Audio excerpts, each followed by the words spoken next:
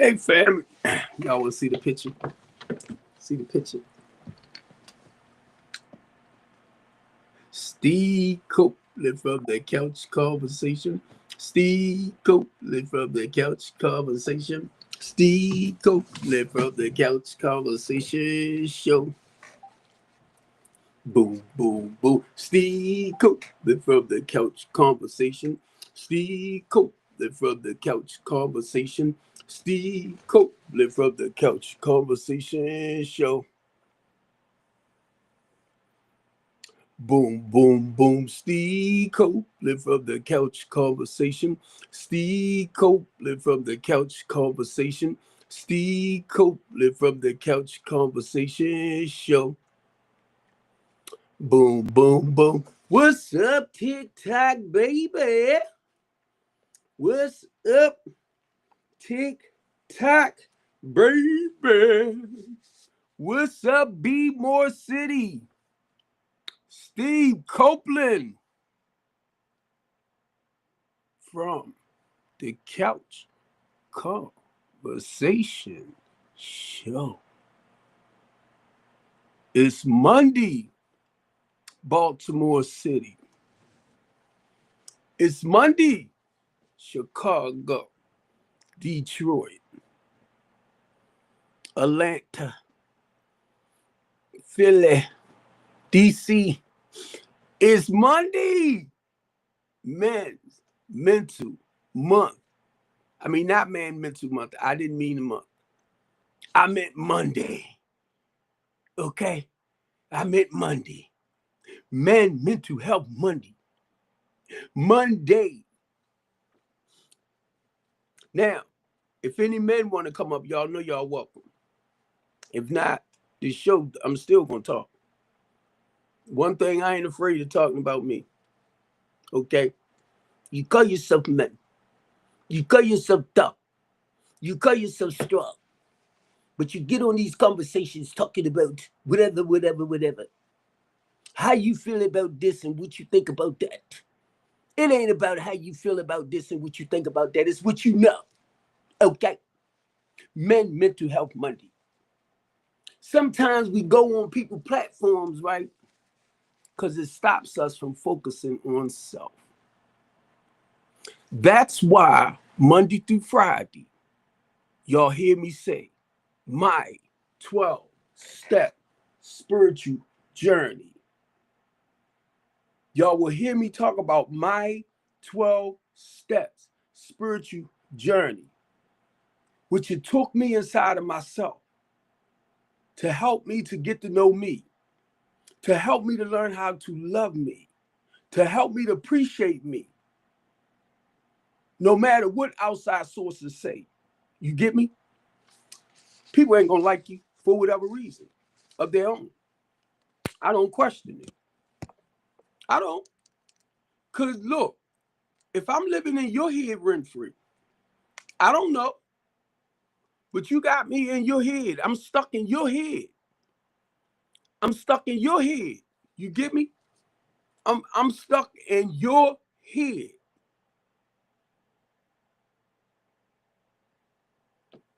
And you worried about me and you don't even really know me. So my 12-step spiritual journey, family, began 33 years ago.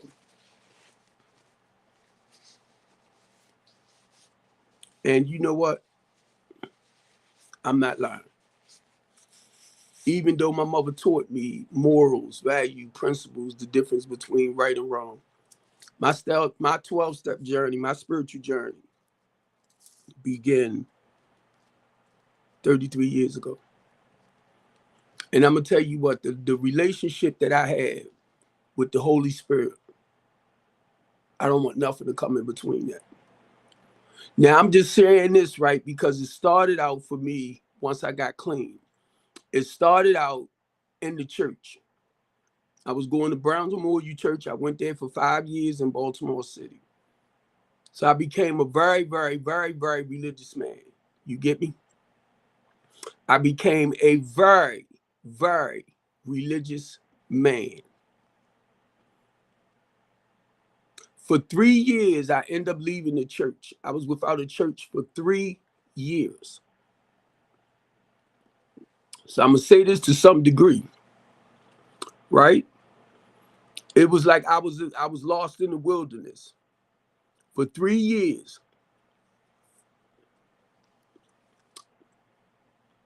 I was still like going to meetings and praying and stuff like that, but I didn't have a church home for 3 years. I started feeling empty inside, even though I was going to a 12-step spiritual program.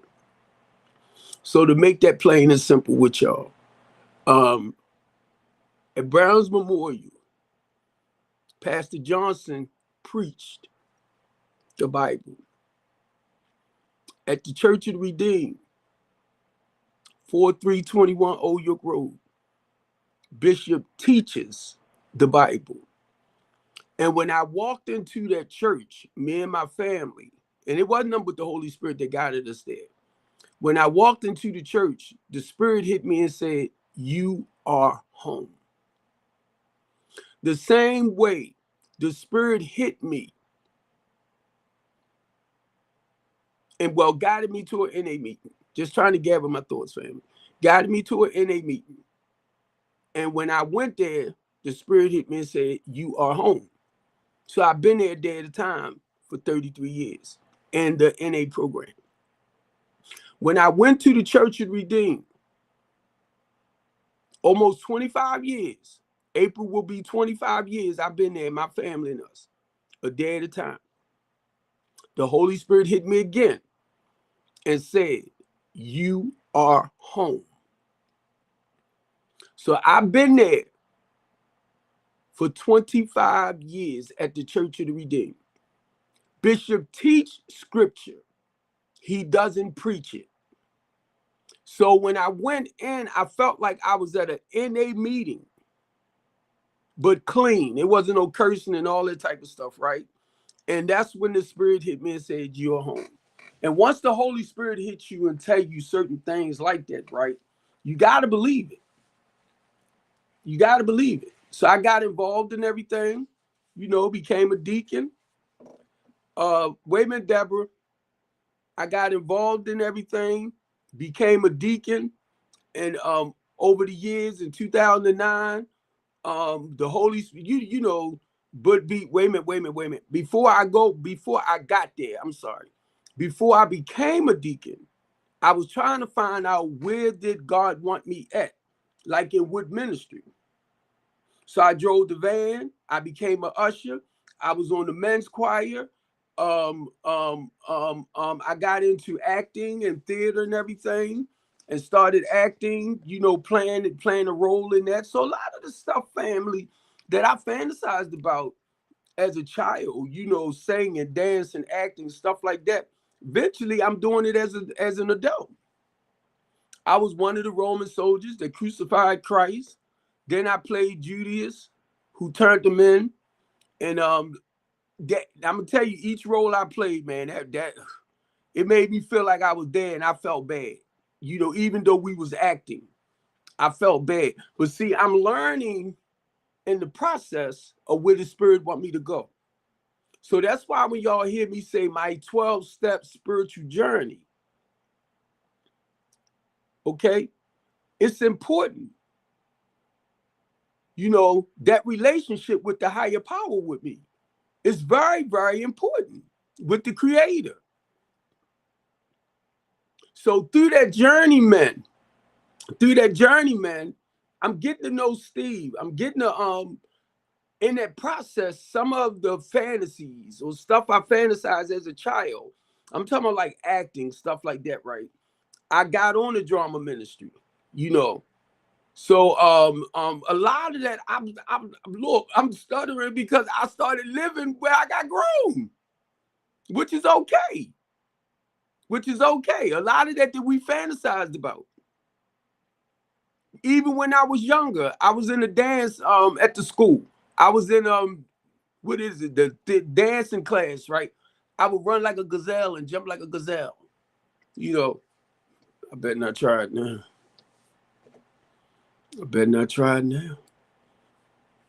I've been and broke my gazelle.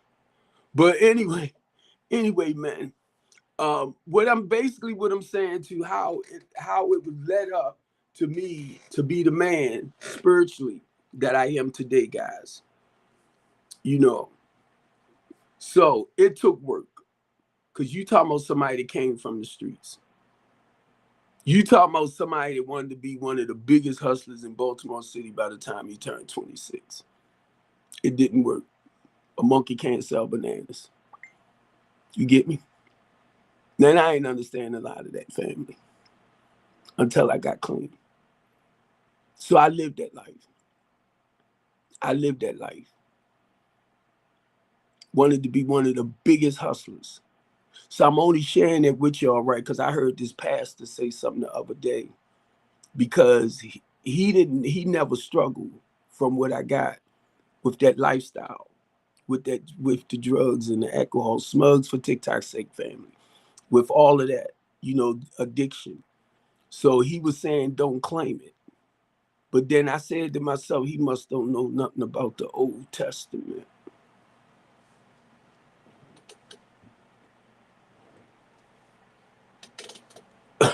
Sometimes we got to watch what we say out of our mouth. It might sound good, but see, I can tell you right now, when I was living that street life, that's my Old Testament.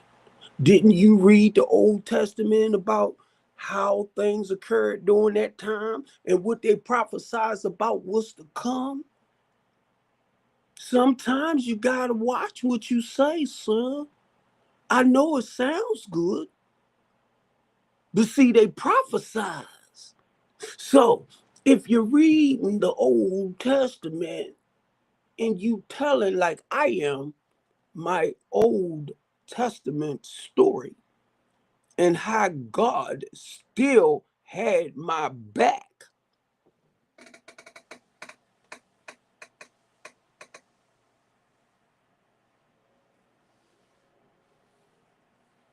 From smoking at 11. I suppose to just push it under the rug when there's somebody else out there that need to hear certain things. And some of them younger than 11.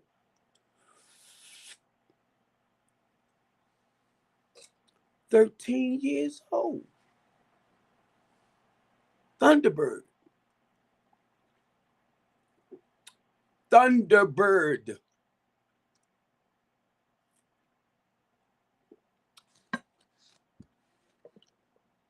14 years old. The cocoa leaf. I ain't supposed to tell nobody my old testimony, pastor, and how God worked with me still, pastor. And when you said that, I hurry up and go, whoop, because I was liking what you were saying at first. But then when you start double crossing it, because I went through the process. And not only that, at 14, between 14 and 15, because I was already doing this. I started doing this till I was 30 years old. I supposed to push it under the rug? Yeah, I supposed to push it under the rug. And the good part about this too, to anybody, I became an ordained deacon. Do you know what a deacon position is? Do you understand why the disciples called the 7 deacons?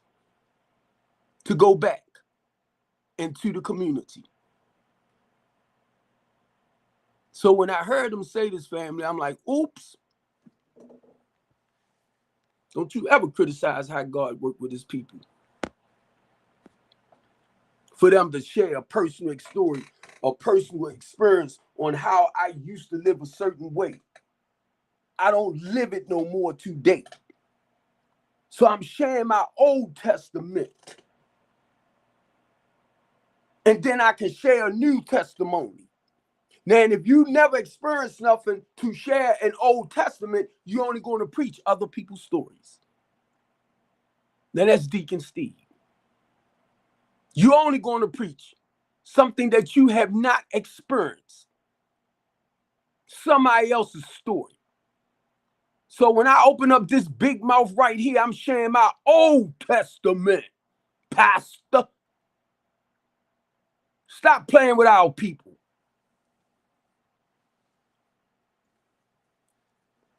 I got an old life I used to live. And now, because of Jesus Christ, I can share about the new life. That's why we have an old way of doing things, gentlemen. So I'm going to say this right here because it came to mind. Once I was a child. Now I'm a man. And I was going to say what makes me a man is my wang wang. I put away childish things, Pastor. So when some of y'all feel like y'all can come for people like that, watch it, Pastor. Because you talking to you listening to someone that lived the old way, Testament lifestyle stuff. So if I say I've been redeemed, or I say I've been delivered just for today, March the 23rd, Monday. I ain't talking about the 24th. It's not here yet. So, brothers, I'm going to go back to this because I'm going to share this. When you start gaining integrity, morals, values, and principles, I don't care what they preach. They preach stuff to sound good and try to look good. And a lot of them have not experienced what a lot of us experience. Those are your chosen ones that God called out there to go through trials and tribulations and heck. So that this big mouth boy, black dude can tell you, I don't live like that no more. I'm proud of how God took hold of my life. Because everything, brothers, I was doing with my life, I didn't realize I was slowly committing homicide to myself. And I'm talking about suicide, Baltimore. I didn't realize putting that stuff in my body a day at a time. I was trying to unalive myself for TikTok's sake. But I was trying, family, Baltimore, on a daily basis. I was trying to unalive. I was trying to kill myself. Unalive for TikTok's sake. I didn't realize it. So when I look at this statement, once I was blind, brothers, but now I see. Once I was lost, brothers, but now I'm found. Come on, Pastor, touch on that. Because you will say it just to be saying it. I'm saying it because I got the personal experience with it. In the name of Jesus. That's how I preach. It might not be pretty to some of y'all God-fearing, fire-baptized, flipping out of windows, flipping off of balconies. Thank you, Jackie. Look, flipping off of balconies and all that type of stuff. I keep it real. And I'm going to tell you, this is the way God designed me, brothers. This is the way he designed me. My thing is to encourage, to motivate, to empower, to inspire our men and women and children. Don't get it wrong, but it's Monday. I don't play. 64 years old, right? I don't have the energy and all that like I did when I was younger. Sometimes my mind tells me I do. And I'll go for it, and my body be like, you better stop playing.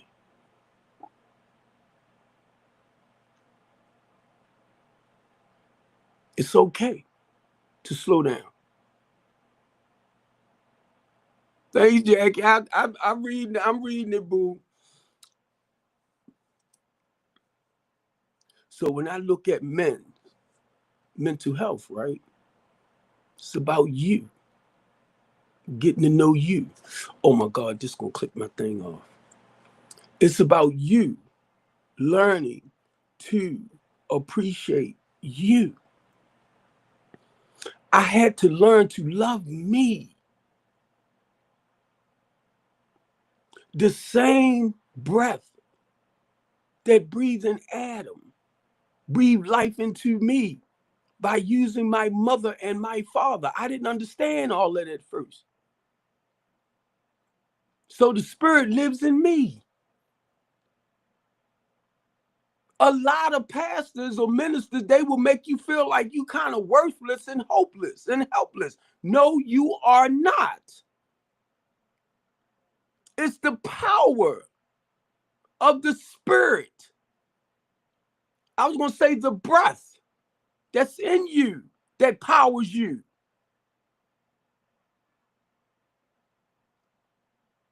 And what I'm saying in this sense, men, get to know yourself. Women, get to know yourself. You know a lot of stuff you done as a child, as a teenager, in your 20s, you in your 30s, you in your 40s. You begin to do stuff different because you are growing up. And a lot of the stuff you done when you was a child, when you was a teenager, when you was in your 20s, don't feel right when you in your 40s and 50s. Well, 60s too. So when people say age ain't a number, say, oh yeah, I mean, age ain't nothing but a number, you ain't kidding. So if you're a certain age and you're not here yet, then you stop trying to act like you older than what you really are. Did you hear that word I said? I said act. Because that's all you can do is act mature. That's all you can do is act older until you really get older. And then it hits you, God dang, I'm older now. But to get back, brothers, I had to get to know Steve Copeland. I had to learn to be honest with myself. Listen to the life that I used to live, the corrupt way of life. I had to learn to be honest with me, and I realized the way I was living, it was tearing my life apart. Thank God I could have been 6 feet under or behind bars, but he kept me. I didn't know he was keeping me for this. He kept me. 21. Made it past 21. Turned 40, brothers.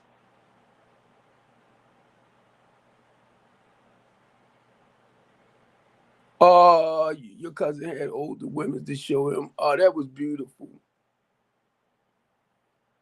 My mother actually raised me. She taught me how to cook and clean and sew and all that stuff. One thing I know about me, if I come into a woman's life, if she can cook and she can clean and she can sew, she got somebody right here that got her back. Because I know how to cook, I know how to clean, I know how to sew. I know how to cut grass. I know how to trim the grass.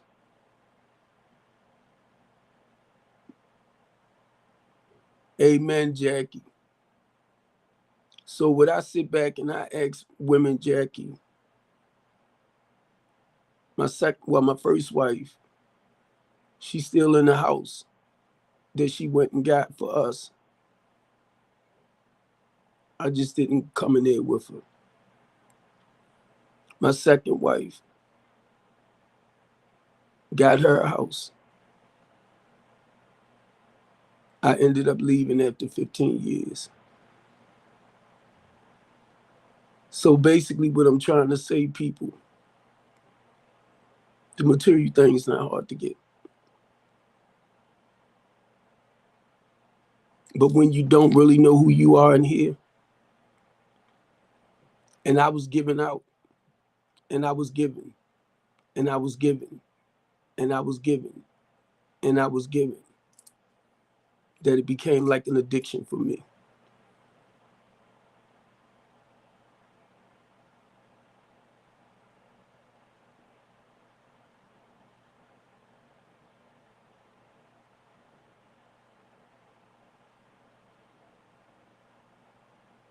That's why I share Jackie, because I want men, and it's not like we don't have strong, powerful men.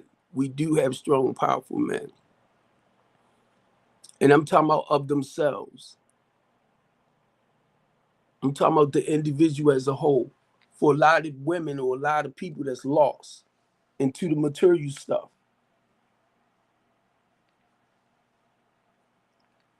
See, when I talk, if you listen, the material things wasn't a problem. The house, the car, paying the bills. She didn't have to worry about nothing. And anyone that comes in my life don't have to worry about nothing. The difference is now I'm 64 years old. My daughters are grown with their own children. I got 3 grandchildren. My son is 23 years old. His goal is to be a professional soccer player. I see you, Jackie. So now, out of all the stuff through the years that I've learned where I'm at in retirement zone, it ain't about trying to reinvent the wheel. You get it? Now I can sit back and I can share the footsteps that it took to get where I'm at with somebody that might be stuck somewhere too, to let them know it's okay. Continue moving forward. Don't give up on yourself, men. I shared this on a video, man.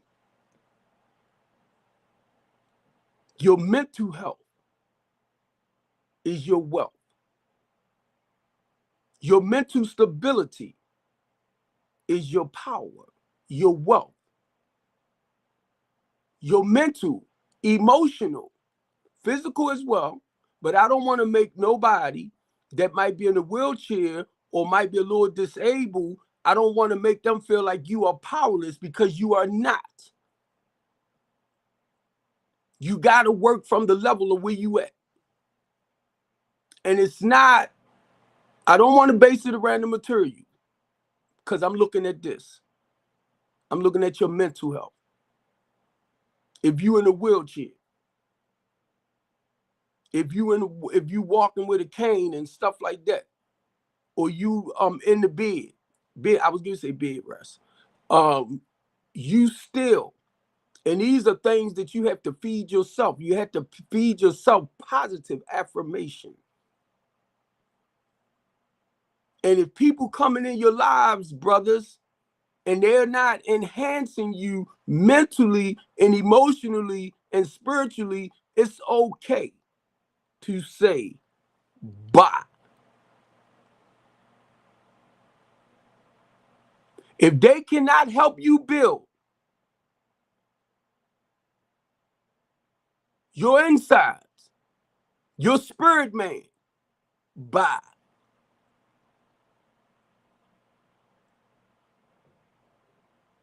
And that's where I'm at today.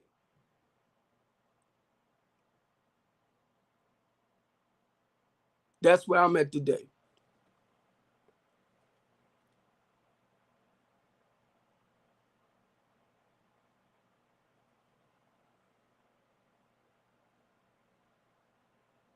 I'm sorry, family. On my TikTok,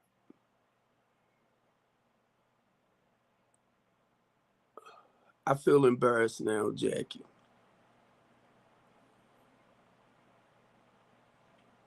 I feel embarrassed. This is not my regular TikTok platform. I'm on my second page. I'm gonna end this live, family.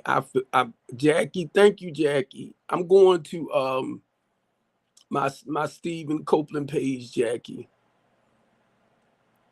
TikTok. This is my second page.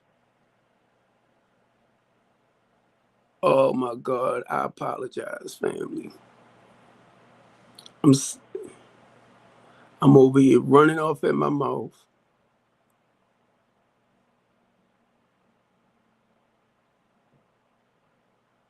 I'm gonna hurt myself.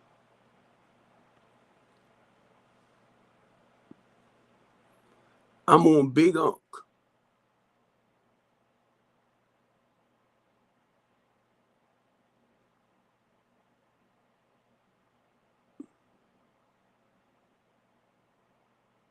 Now I'm gonna have to go over to Big Unc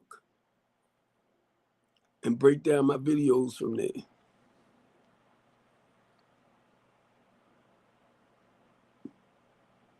No wonder.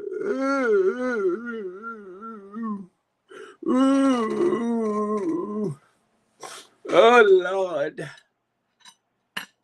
Oh Lord. See, that's what happened when you rushing. At least y'all got basically the whole video, Baltimore City. Oh my God.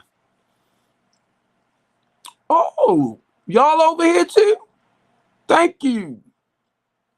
Thank you. Cause that was my second page. So it was showing. Okay. Okay. All right. Cause I was like, ugh. All right, thanks, family.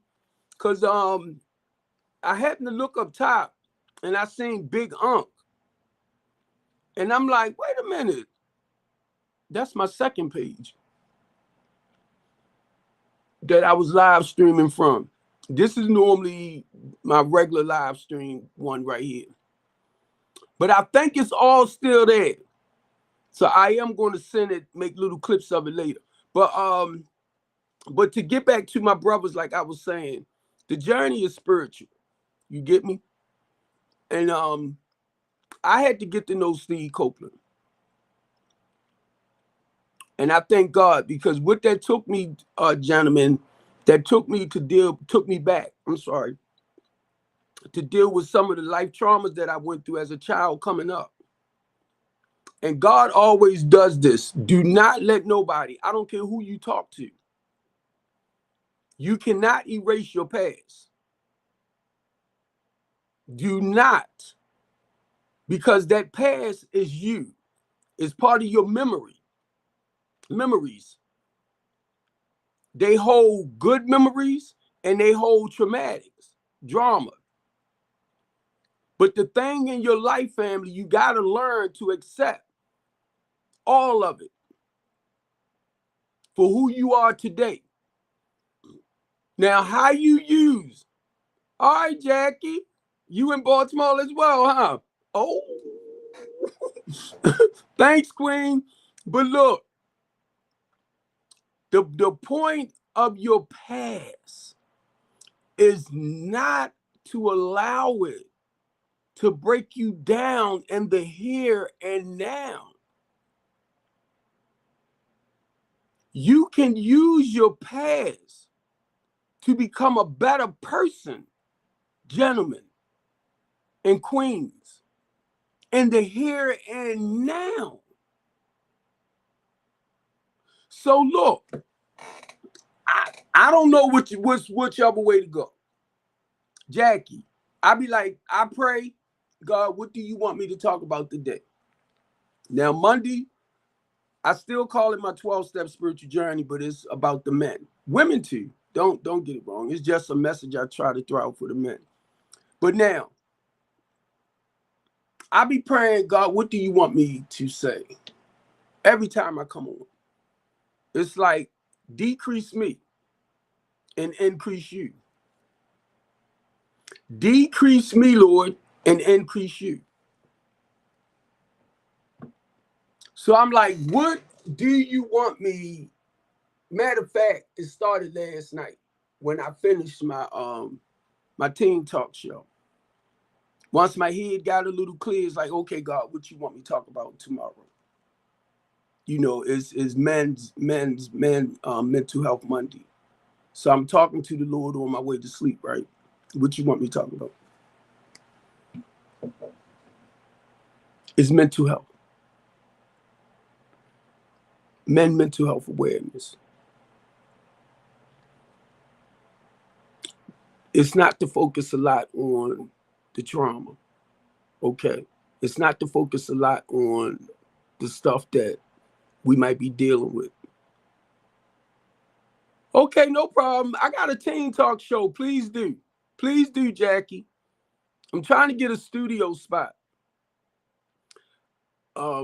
What you want me, right? So, men mental health Monday.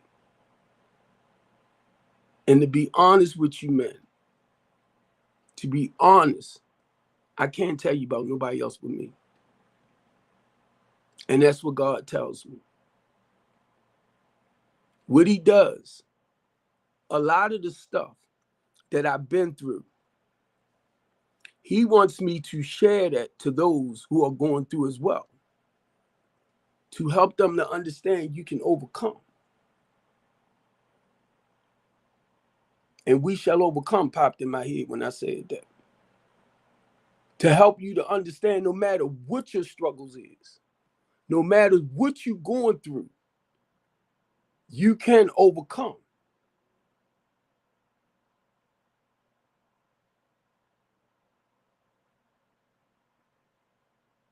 Because what he want me to say? He used me to overcome a habitual lifestyle, an addictive lifestyle. See, I ain't gonna sit up here and try to make y'all think I've been like this all my life. No, I have not.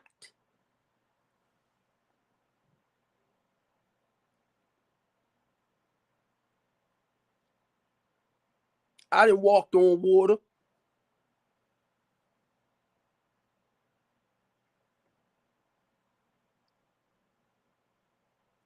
least I thought I could.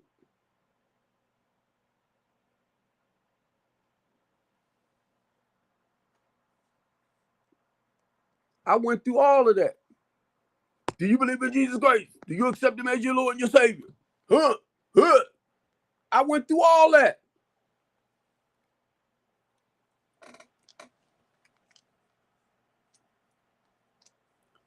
But it was like God woke me up. It's good you know Bible. Let me introduce you to me personally, young man. All right with me. So, brothers, I'm talking, right? And please catch it, because basically what I'm doing is trying to help y'all to understand how I had to go inside and get to know Mr. Copeland. How I had to go inside. And that's why I said, don't never let nobody try to make you suppress or like bury your past. Those are memories. And some of them hold good memories and bad. But you hear March the 26th, 2026. So don't you ever, no therapist, no counselor, none of that. How you gonna bury something that you've been through and have overcame? We are overcomers. Brothers, we can help others understand that we do recover. You do get better when your mindset is in a hopeless state of mind. Hopeless and helpless state of mind.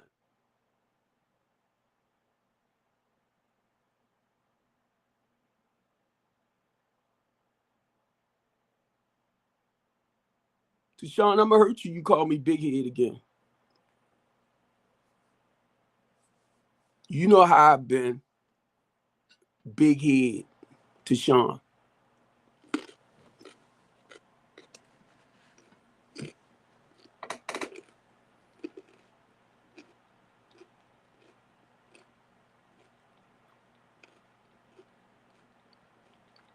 I had to go in, bro.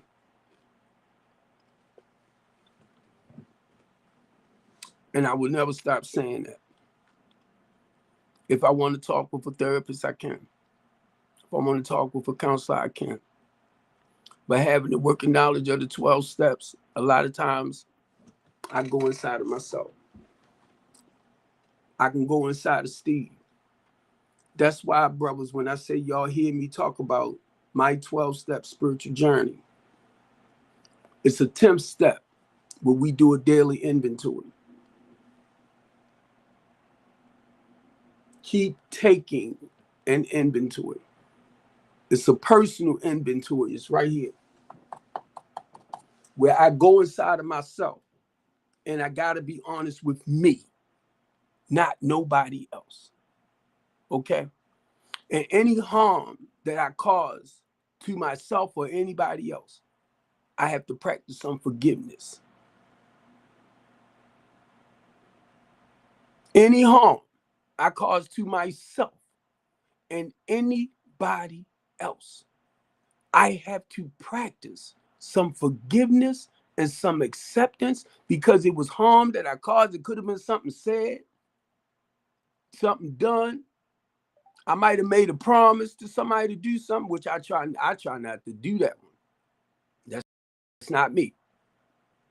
If I can do something, I do it. If I can't, I'm gonna tell you that too. I'll let you know ahead of time. Oh man, we ain't gonna be able to do this. We ain't gonna be able to do that. At least not that day. Now, I can't speak for other people. I'm only telling you about Steve Copeland. Brothers, I'm only talking about me. But when I talk about me, when I say my 12-step program, when I say my 12-step program, spiritual program, I want you to say the same things. My 12-step. That's a personal journey. That's why I say why, my. That's why I say my. And I want you to learn it, because you have to know, gentlemen, I cannot say it enough. But let me go here with this, right? Because I did check on some things. And sometimes I just like to talk, because what God did tell me, and I apologize because I kind of eased away from it. But whenever I pray and I ask God, what can I talk about? He told me the best person you can talk about is yourself.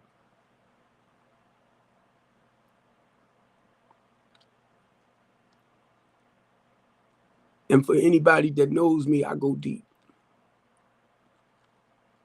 As a person that sponsors people, I take you to look back at those trials and tribulations, those childhood traumas and stuff like that, so you can have a peaceful life today because of those things. So when I do pray and ask him, he always says, Steve, talk about yourself. Talk about how things used to be.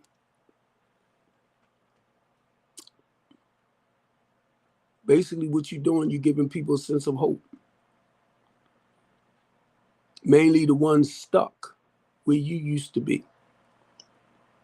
Let them know, stay strong. Hold on. Help them to understand these things right here. In order to get peace here, acceptance is the key to life. Forgiveness. I had to learn to forgive.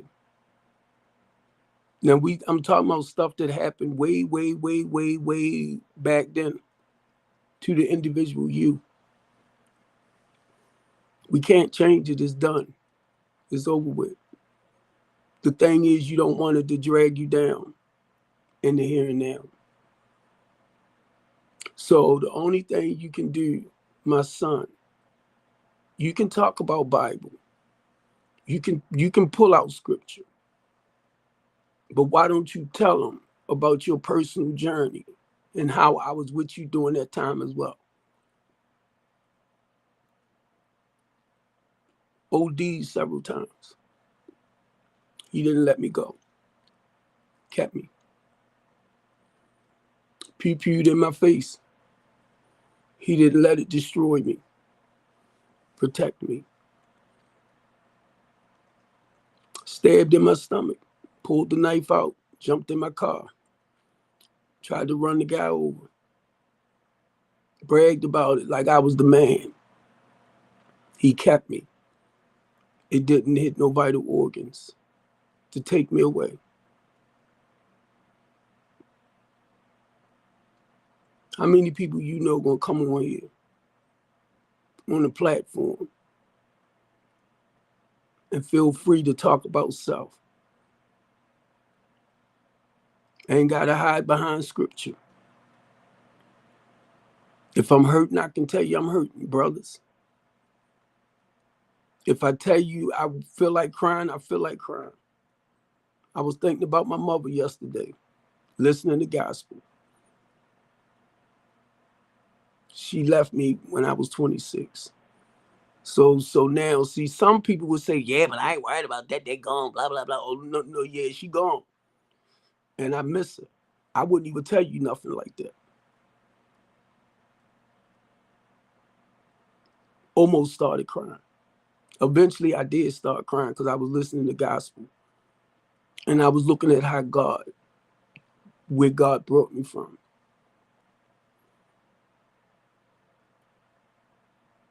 And I'm going to tell you this.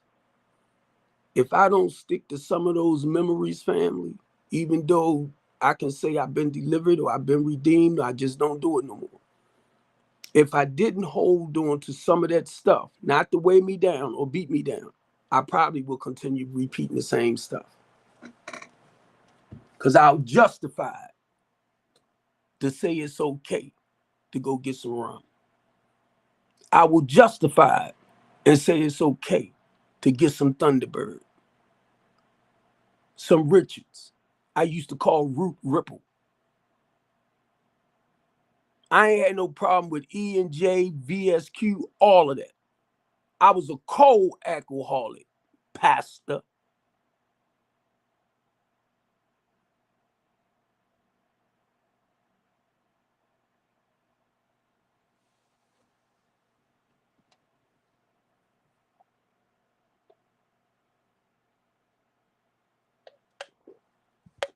And yes, brothers, the thought just came to my head, but I had been redeemed. But I'm going to tell you,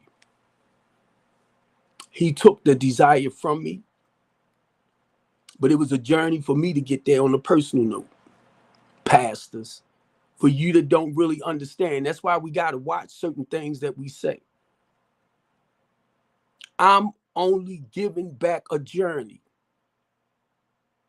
that God took me through. We can sit back and talk about how Christ went through the wilderness for what? Oh my God, don't let me do that. I was getting ready to say 40 years. No, he didn't. That was the Israelites.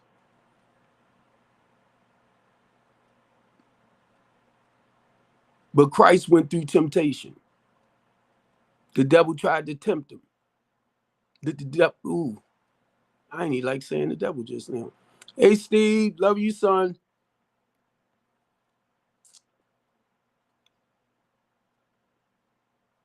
Evil gonna throw stuff at you. You do have the choice either to fall into it or say, no, not today. Not today. Okay. And see, man, these are things, right? What I'm saying in a healthy way. These are things that I have to say to myself because I don't want to make the same mistakes I did before my son came here. My son just popped through. I don't want to make the same mistakes I did before my youngest daughters came here or my stepdaughters. I don't want to make the same mistakes that I did when I was a child. Men, My son, 23, he'll be 23 in May. I try to be the best example of a father to him that I possibly can be. I'm talking about a man. A man. I'm very proud of him.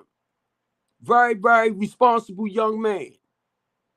I tell my son, you're my superhero. Because Baltimore City, he lives nothing like I used to in practice, those behaviors. I'm so proud of him. And he knows I tell him. I said, you my superhero. He like, yeah, Dad. You got more bass than me.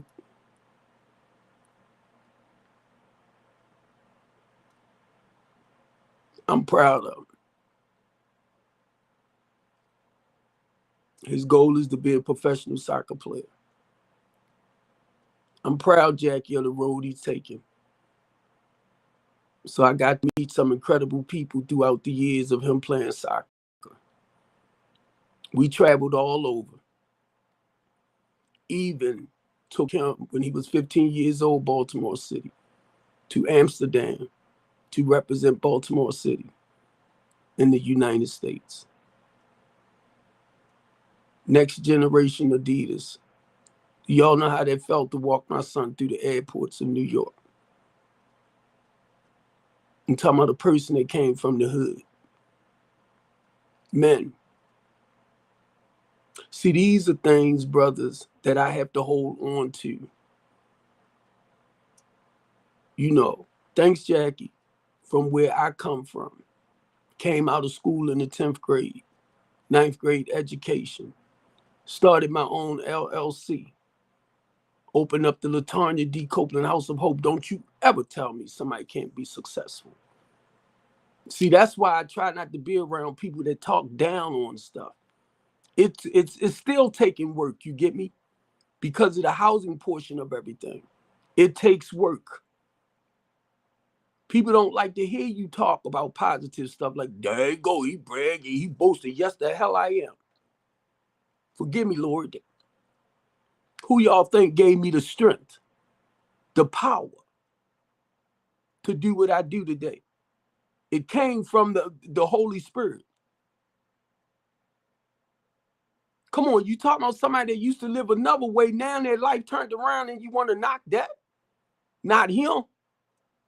That's why I keep doing what I'm doing, because I want men and women and children to understand. I named my housing program the LaTanya D. Copeland House of Hope when my sister left me 4 years ago. Foundation. I named it after her.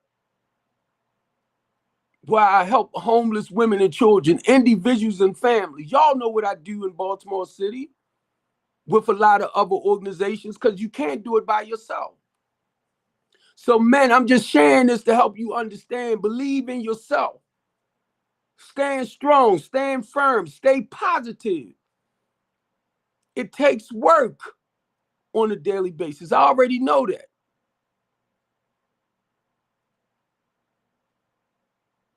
Y'all do not hear me on TikTok nowhere talking about all women this, all women that, or all men this.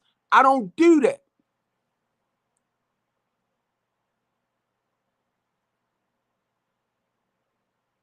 And I share this too, men and women. Look at who you let in your life. So the next time you go all men and you did not sleep with all men, you're talking about the ones that you deal with or dealt with, I'm sorry. And it's okay, but don't think all of them like that. You're doing yourself a disjustice. Because basically, guess what? It's you. That's why I say I had to look at me, my 12-step program. So I'm not trying to be smart women. I'm just not letting anybody in my life. This time. I've been married twice. I got children. I got grandkids. I'm not turning my back on my family for nobody. Now, you come in my life, I'm quite sure you're going to have a family. They might be grown because we older now. You're a church-going person, just stay on the mission. Stay in the journey. Stay in your purpose. Stay in your calling. Because the more you love yourself, to me, check this out. When I say I love Christ, I'm saying I love the Christ in me. When I say I'm a spiritual man or I talk about the Holy Spirit, I'm talking about the Christ in me, the Holy Spirit, the breath of life.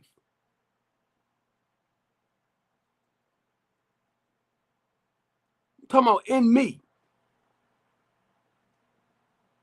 Remember how God said, I'm the Alpha and the Omega. I am the beginning and I am the end. And it hit me one day, February the 20th, 1962 started my beginning.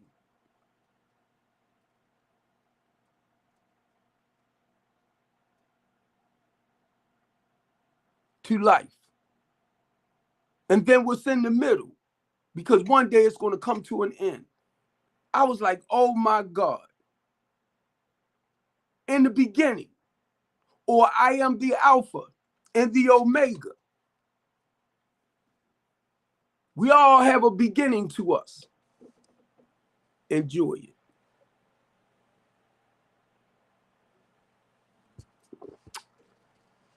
We all have a middle that we're traveling through. Enjoy it. Because one day it's going to come to an end. And I be goddamn to Sean, if you are still right there, I'm going to live my life today, sis. March the 23rd, 2026, and still be miserable. I refuse to. I don't want to live like that today, Tashawn. It was something you wrote the other day, Tashawn, that I read. Umar is not here no more. And I know your heart is there.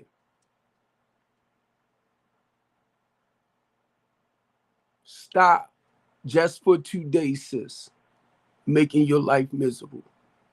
You better than that. You do too much work to help improve other people's lives. And when I read that, I thought about it. You do too much work, sis, to help encourage, to help empower, to improve other people's lives. And those same morals and values that we use to help others, they are in us. That's why we help others the way we do, Tashawn. They are the same morals, values, and principles that you have to use to find peace within here.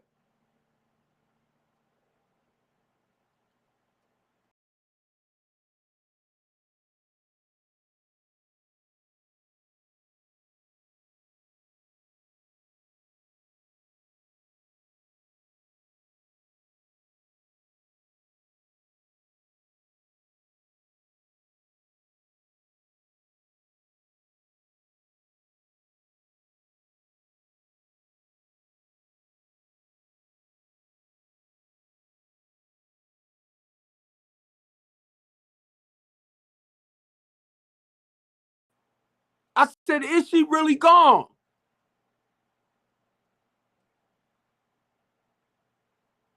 That thing laid me down, Tashawn. So I understand how you feeling, Queen. It laid me down. I had got real depressed.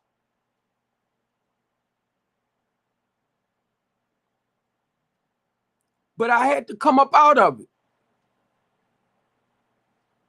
You knew I had to know I had the 2 houses around there on Munford. I was going downhill. I had to get myself together to go back and make sure my clients was all right. I woke up one day, Tashawn, and God took that pain right from me.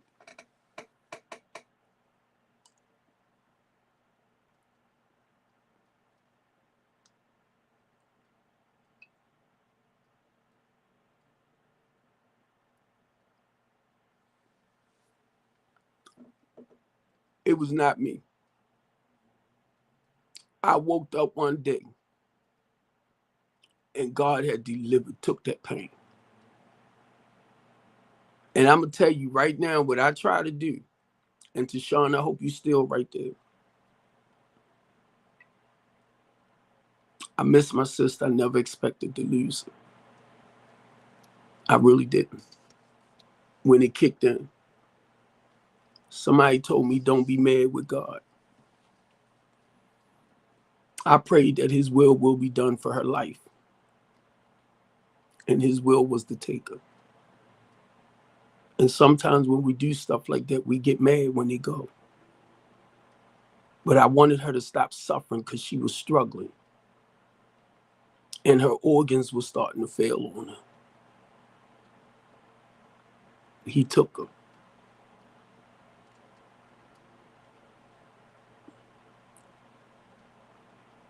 And I'm only sharing this, man, because it's okay to say we hurt. So I named my program after my sister.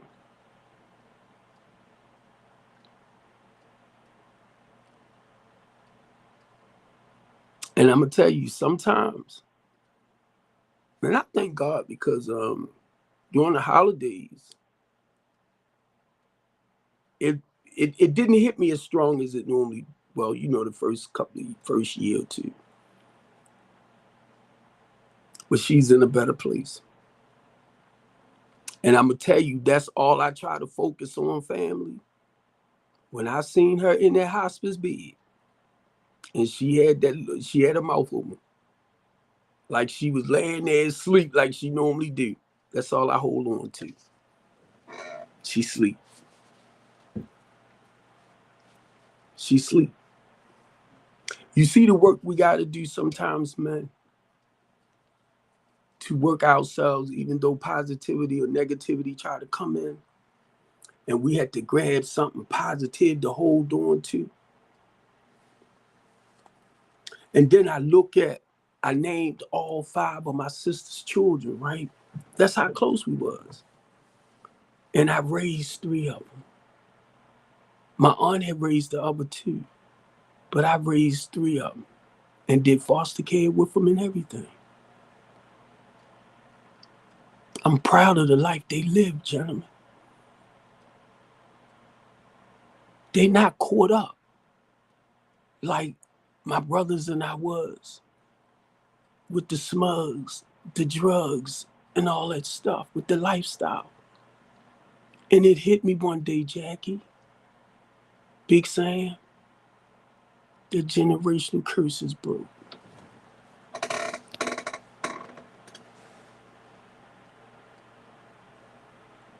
Or what my cousin called it, trauma. And I realized none of them living like us. I'm talking about with the, habit forming stuff.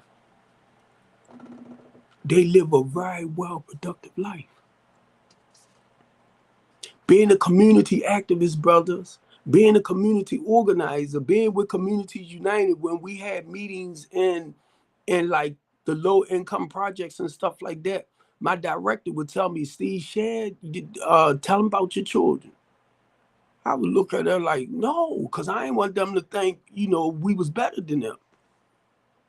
Because my wife and I was able to provide a better way of living for ours. They didn't have to grow up with the rats and the roaches and the lead and the mold and all that.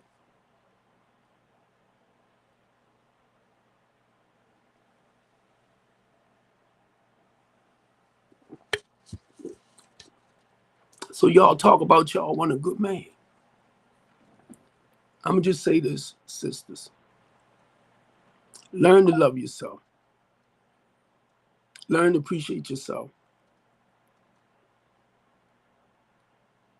That's the best thing you could ever give any man. Your heart. Because you know what? You already, when I say your heart, you're going to do that anyway. But I'm talking about that love, that compassion, that warmth that's inside of you. That's the love I'm talking about. I'm not talking about the house, because I did that. I'm not talking about the cars, because I did that. To try to please somebody else. But if it's not inside of you, queens, a man can't do nothing for you. He'll focus on the material things like I did to try to please you. That's the worldly stuff. He'll focus on that. But if he don't have it in here, he can't fill that gap. That's that emptiness. That's why we tend to allow unhealthy people in our life. Because there's still something there with us. And then if you're anything like Steve Copeland, I don't know if y'all understand this, but codependency is another form of addiction. Codependency. People think I be joking when I say women are another addiction for me.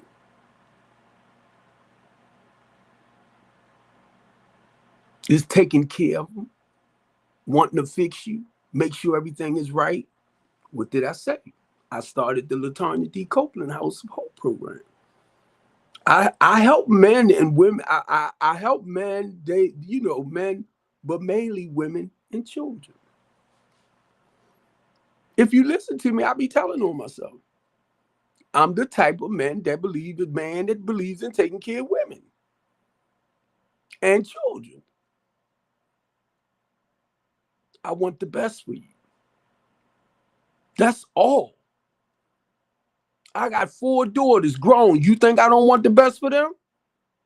Taught them very well. But I know they got to go through what they got to go through, in life to find that right person for themselves. I knew that when they was coming up. All of them independent women. Working. My 25-year-old get ready to get her own place down Canton. I'm like, because I know that ain't too cheap. But then I got to look at the way we raised them and the way I talk with my daughters, gentlemen. I don't want them, right? Remember when I talk about that old side of Steve? That's why when y'all hear me say that rotten, no good son of a blah, blah, blah, blah, blah, I'm talking about that old side. Now that it has turned around, right, I had to teach them something different. Like, watch out, identify certain things with men that's full of crap. Young boys too, I'm sorry. The LaTanya D. Copeland House of Hope. The LLC is strengthening the community. Just look my name up. Look, Google me. Google Steve Copeland, Senior, Baltimore. Because a couple of other ones might pop up. So I got to nail it down. Strengthen the community. And it'll give you everything. Then right now, Jackie, this is a live stream broadcast we on, and I'm on two streamings right now. Actually, I'm doing TikTok, and I'm doing my I'm sorry, I my brain just freezes up. The Couch Conversation Show, I have a platform for that as well, a broadcast network. That's all I was trying to get to. I have a broadcast network as well. So I'm talking with TikTok. TikTok is one. And then I'm restreaming to 2 of my Facebook pages. Thank you, Queen. I'm on Facebook. I'm on YouTube. I'm on Twitter, Twitch. I'm on 2 of my Facebook pages. All together, I'm streaming to six platforms right now at one time. Now, once I cut my broadcast network off, I'll just be restreaming. I'll be streaming on this. So I try to help people understand I'm not your regular TikTok messy platform. No. That's how, I'll be honest with y'all, family, how I know and understand rather people's real about life and the changes, that they want to make in life.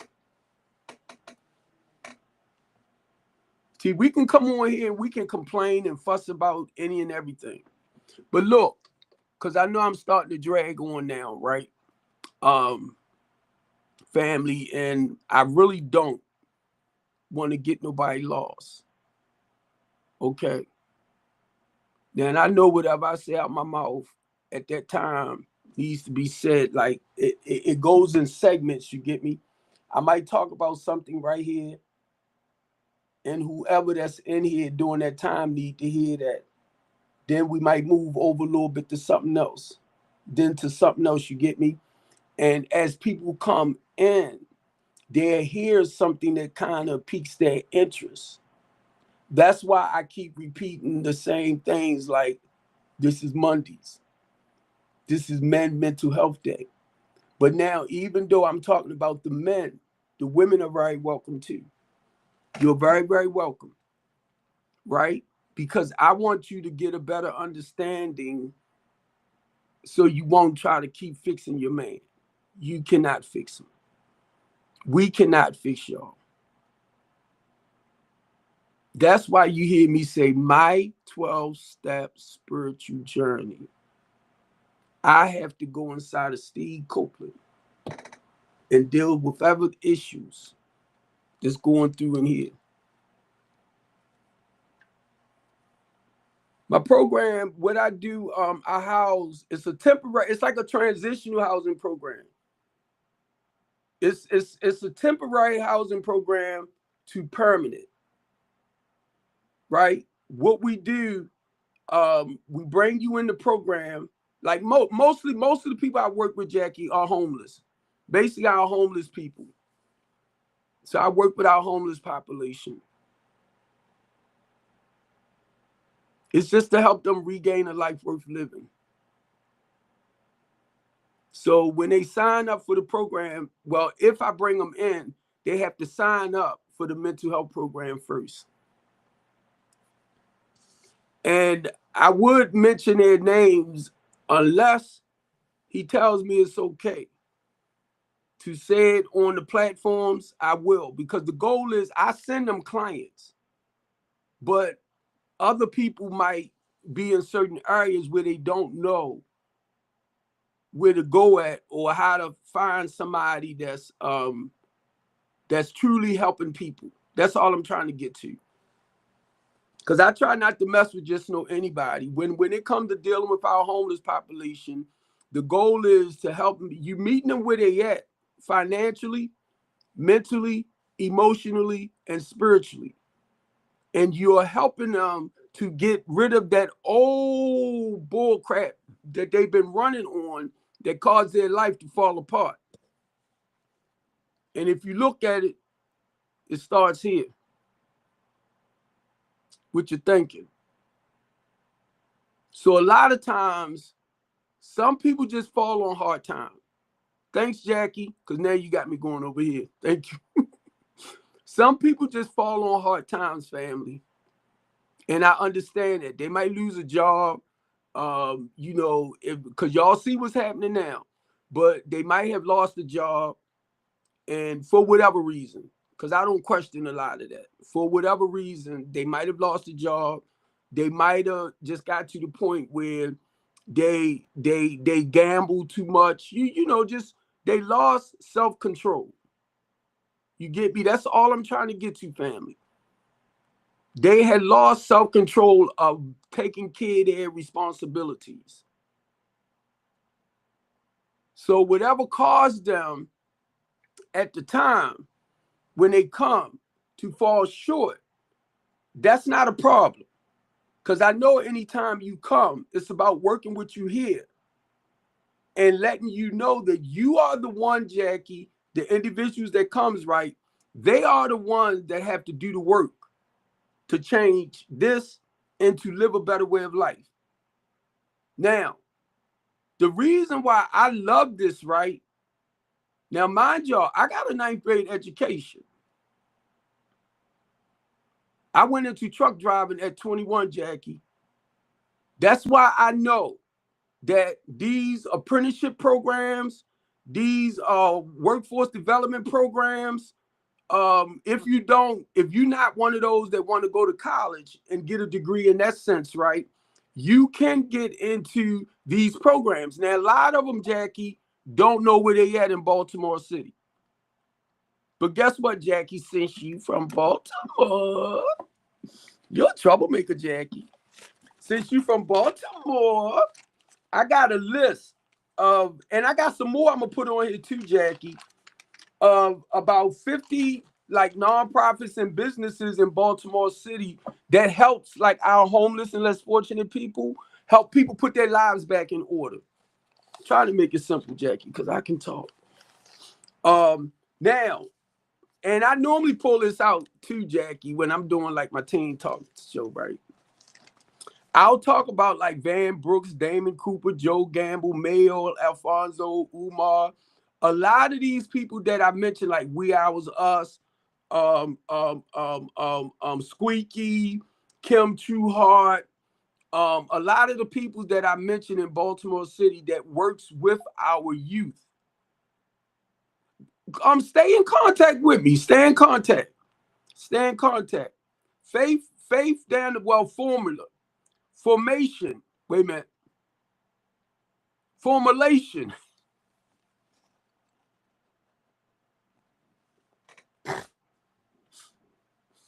I'm trying to say a name right. Formulation. Known as Faith too. She's starting to do the same work. She's starting to do the same work. So basically, working with our homeless and less fortunate and all type, basically everything I put together. I'm sorry, that we do as a whole. I want to make like I do it personally all by myself. That's not true. That's not true. That's why when I talk and it sounds like I'm bragging on myself only, I have to catch it to say not just me. Right. Not just me. No, I already have them. Already have them. It's not just me. I'm just the one. I do the housing portion of everything. Temporary. And the goal is to guide you to be able to financially take care of your own place again. So now you with me on the temporary side. So we rent out rooms. You with me on the temporary side. My goal is not to hold you long. Yeah, something similar. Transitional, Jackie. Transitional. It's because look, Jackie, I get calls from the shelter too. I get calls from people that's in the shelter because what I do is, a shelter's just for the day. So they might have people in there that they preparing them for housing. You get me? So they reach out to me on the temporary basis to get them in to put them in housing. And some of them come with vouchers. You hear me, Jackie? It's programs out there like the Salvation Army, right, Jackie? That's why I said stay in contact with me. Stay in contact with me because I can help feed you in that way, and then you just let me know what you want to do from there. But just stay in contact with me. My whole goal, Jackie, right now, to be honest, is to start rehabbing and revitalizing houses for our poor to low to moderate income people. So basically what I do with that, Jackie, I have to prepare the people first.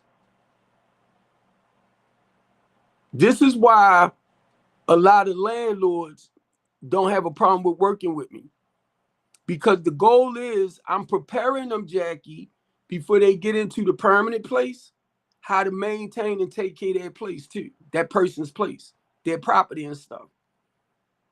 Because, you know, if you don't teach people how to be responsible, that's what the housing program is about. So now, Jackie, I want to try to make it simple for you. Right. Mine is just the temporary housing, but it's a program that you got to come into so that we can prepare you mentally, emotionally, spiritually, financially, and all of that for your permanent place. See what I just did? But now, the goal with that too, mainly the mothers, Jackie, because I look at the mothers that have children, they might still need Section 8. They might need low income housing. Even though when you come in, if you're on TCA, Jackie, TCS, I think I said TCA, but y'all know what I'm trying to say. Social Security. No, social service, that one too. The goal is wherever you get for that month is to help you double that. If you want to stay on SSI, that's fine. If you want to stay on Social Security, disability, but you can work, that's fine. Because the goal is to get you into a low income place, period. Okay? Because if you only get $900 a month, the goal is to get you into one of these senior citizen buildings where you won't pay no more than $300 a month. And that's for the apartment itself. Gas, electric, everything included. Now, most of the people that I help with that are senior citizens, or you got to be disabled. Right? But now, mind you, when you come to me, once you come in, and now I done did the intake on you, so now I know where to guide you at, to the professionals, to the people that have programs that can help you put you into the places. But like I said, you the one got to do the work. So now, Jackie, when it comes to the mothers with children, it all depends on how many kids they have. I'll put them in one room, and I have to charge them a certain amount for that. That's how the bills and everything get paid, family. I don't get government funding. Let me make that clear. So any properties that we rent, that I rent, is the clients.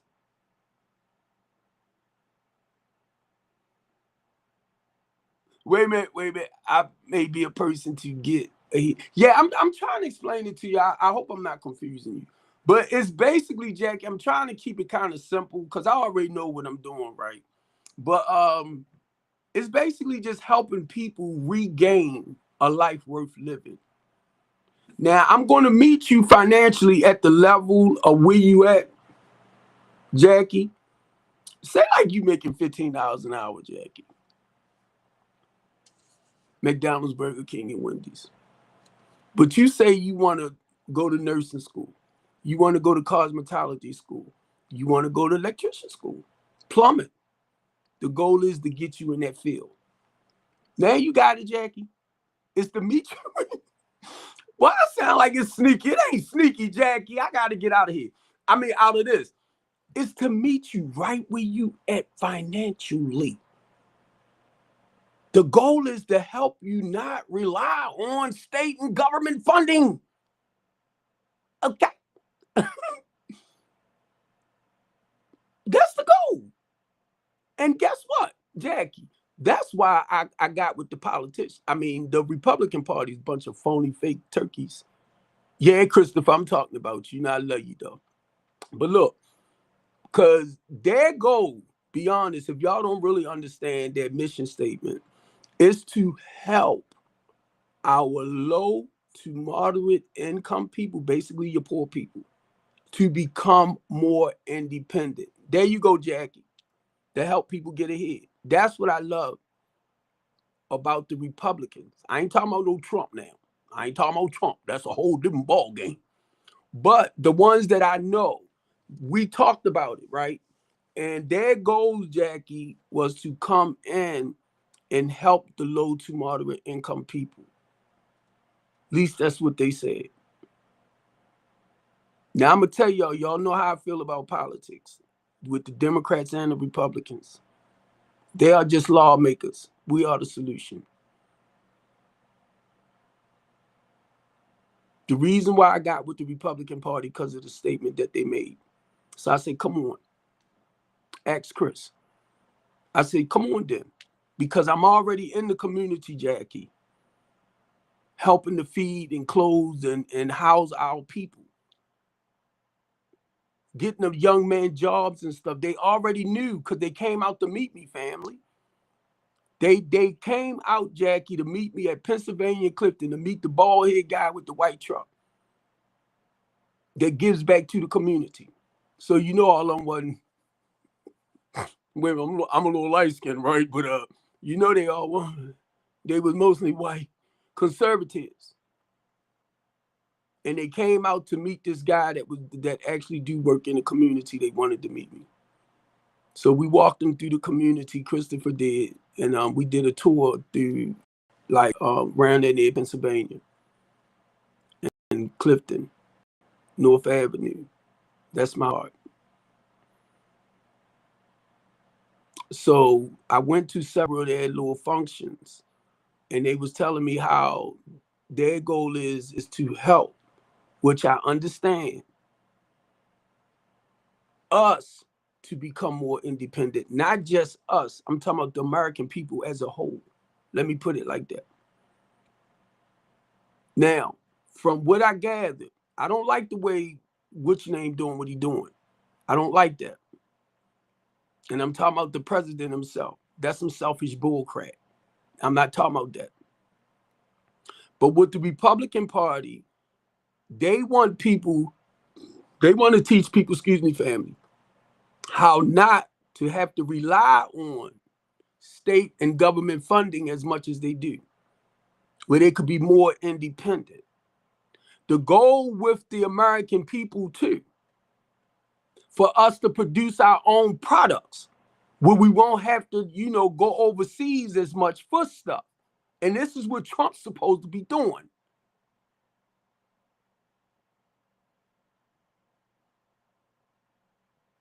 Where we can be more independent, producing our own products, shipping our own stuff out. I said, okay, I got y'all, because it's sunk in. A lot of companies are leaving the American cities, right? United States, and they're going over to other countries to do the work now, mainly because of the taxes and all that. So the goal is to start bringing them back, or us here in America, to build up our own. I got all of that. But my thing is, where y'all at? Y'all talk the good game, but you're not doing it. And then I realized, not being smart, they're only lawmakers. That's why y'all so caught up. Because they only create laws. We are the ones that create the solutions. Now, I was asked to run for a council seat now, again. And I said, okay. Guess what? Everything I say out my freaking mouth that I'm going to do for Baltimore City, guess what? We doing it. I was getting ready to say I, but basically we. Because I got to include people like we, ours, us. I got to include Baltimore's peace movement. I got to include Valerie and Big Val and all of them. I got to include them because it takes the collective. Everything that I would promote as a politician, I'm already doing. So I ain't got to sit back and tell y'all no lie, then get in and don't do it. I'm already doing it. Y'all know that hit me? That hit me.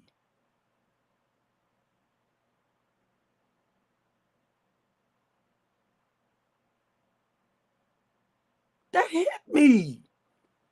Then the only difference, Jackie, if I win for what Keith and them want me to do, and I'm gonna speak more on that once they say let's go for it.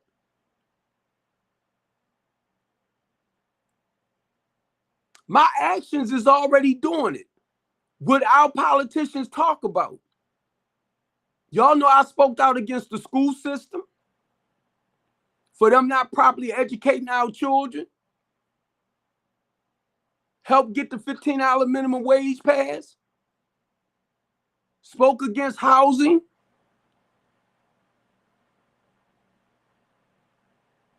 The school superintendent not giving our teachers the proper curriculum to better educate our children.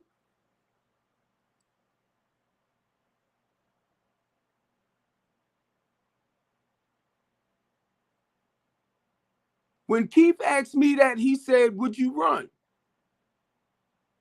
I said, dang, man, it's like my heart dropped.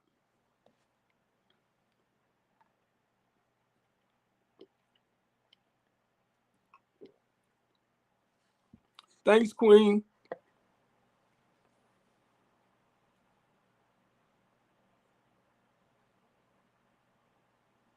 Remember I said God got some bigger and better plans coming. It's not for me to stop doing what I'm doing, family. Because I'm on the ground.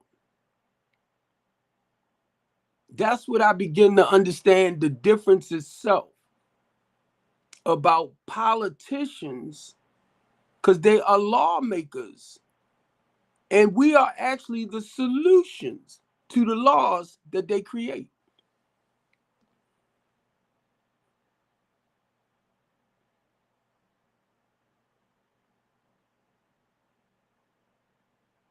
So, Keith, I'm here. Like I told him, I said, I'm here. And our goal is to fight for reparations as well. I told him I had no problem. You know why? Because the goal is to start rehabbing and revitalizing houses. He said we can get the money from them. But I'm still looking for investors, business partners, sponsors, philanthropists. I'm still looking for it. But once Keith told me he want me to join them to fight for reparation, I said, okay. It's the government funding anyway. You get it? He said, we're going to get it like that. To start rebuilding back up. And the poorest communities that need the help the most, you get me? Then watch how it click. Watch how it click. You got a lot of people that's already rehabbing and revitalizing houses with the government funding anyway. But our goal is not alone as far as for you to have to pay back. No. We built it, they're giving it to you. Said, I got you. And I'm going to share this with y'all. Y'all can sit back all you want, because I know y'all going to do it. Oh, that's not going to happen. That's not going to happen. They ain't going to give it to it. I know y'all going to do it. And they know y'all going to do it. Because you're doing it. You got to believe in yourself.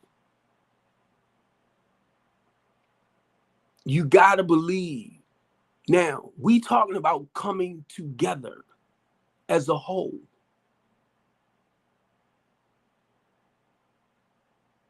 They don't want us to come together as a collective. It will blow their minds. Oh my God. Look at all of them melanated people fighting for what they want out of life.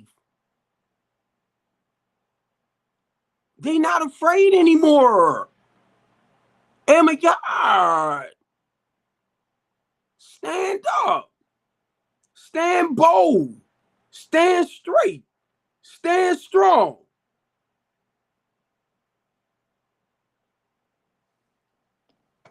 Be real.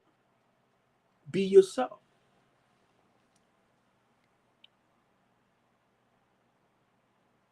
When I said that be yourself, I'm looking at us as a whole. You get me?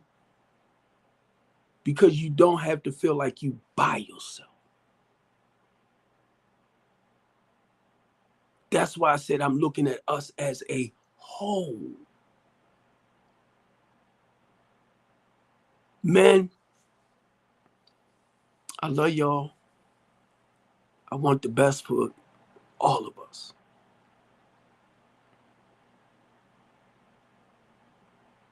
It's times I don't feel like coming over here. I had to pray and ask God, please help me. It's my flesh, it's not me personally. I don't feel like, oh. Because the goal is to spread a word of hope.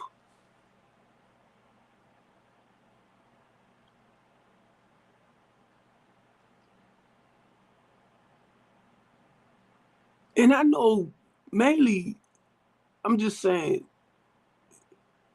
get away from people, family. That's not empowering you. That's not encouraging you. That's not motivating you.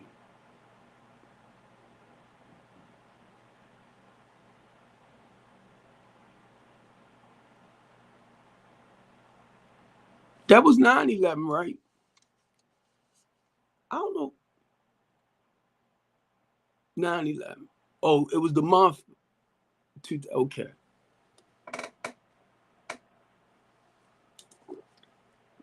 Yeah, I just when you said 20, it was September the 11th, 2011.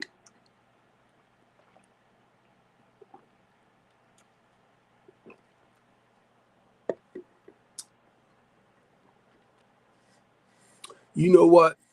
I haven't even went like, have I been in New York since then? I know after that I used to drive a tractor trailer and they stopped us from coming into DC.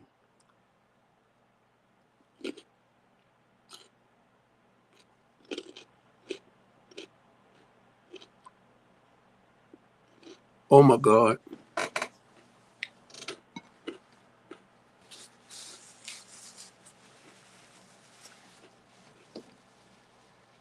Was it because of the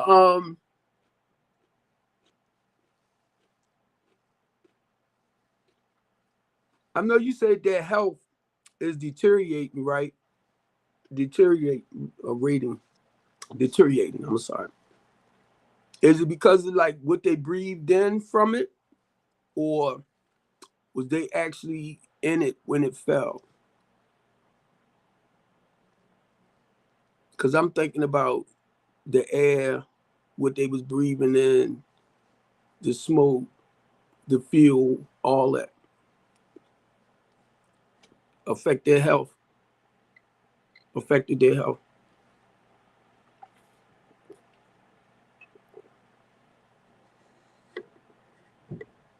Okay, that's what I kind of figured when you said their health was deteriorating.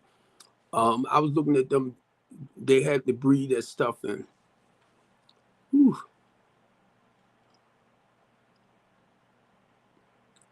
See, I probably been hearing about it, Jackie, but didn't pay a lot of attention. But I had thought about that mainly when I seen all that smoke coming down the street, and it's like and the ones that's caught in it, and they have to breathe it in. Oh,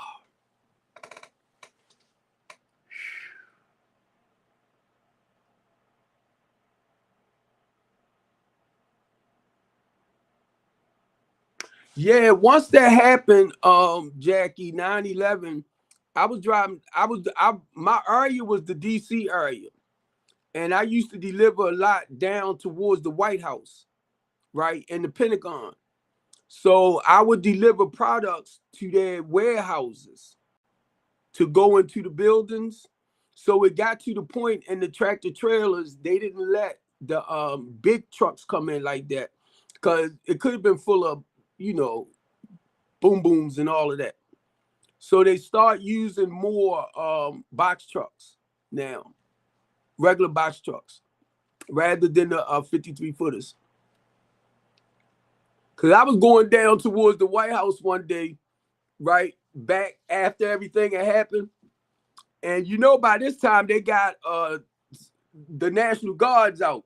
So one of them was in the middle of the street like this. I'm like, hey, whoa, whoa, whoa, whoa, whoa, ho. I'm only trying to deliver, you know. But he helped me to understand that you can't come real close to the White House no more now with a tractor trailer. So because I didn't drive a box truck during that time, I was driving the tractor trailer. They didn't they put me in another area. But DC, that was I used to deliver to the zoo and all of that stuff back then. Yup, yup, yup. DC was my spot. Telling you. I used to go to meetings over there too. Nah. Y'all can't fire me.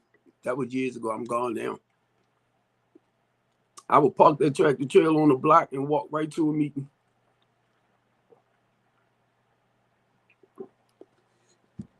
I'm proud of you. Yeah, it changed. But look, because Faith does her Bible study stuff at 8. And I'm gonna get ready to end this, family. And thank you, Jackie. Yeah, just look me up, Queen. My number over there too. Now I'm gonna tell you right now, and I tell everybody, if you call me and I don't answer, leave a message. Okay? Because I get a lot of phone calls. So I had to put my phones on like silent. So when you call me, I'll see the number, or if I don't see it, you leave a message, I will return the call. If you don't leave a message, it's just a phone call. I'm gonna take it as one of those what is they call your phone.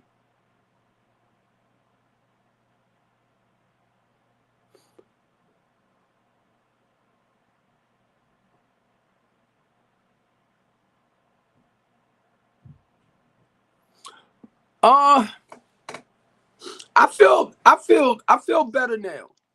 I feel better, Jackie. Because at that time, I'm gonna say I was a little bit more hot-headed, right? Yeah, scam calls, yeah. Yeah, because if you don't, that's why I say if you don't leave a message. But look, Jackie, yeah, when I was first asked some years ago, and people were saying the best position to start is becoming a council member. See, my biggest fear was, and I'm not a violent man, don't get it wrong, no more, that I would have broke out into a fight. Because when it comes to the people, right? And Dr. Humphrey, he said, that's how Rita Church mother was. Said she ain't play when it came to the people. Said she would throw them high heels off quick. I was like, yeah. But you know, as you get older and you start maturing, my mouth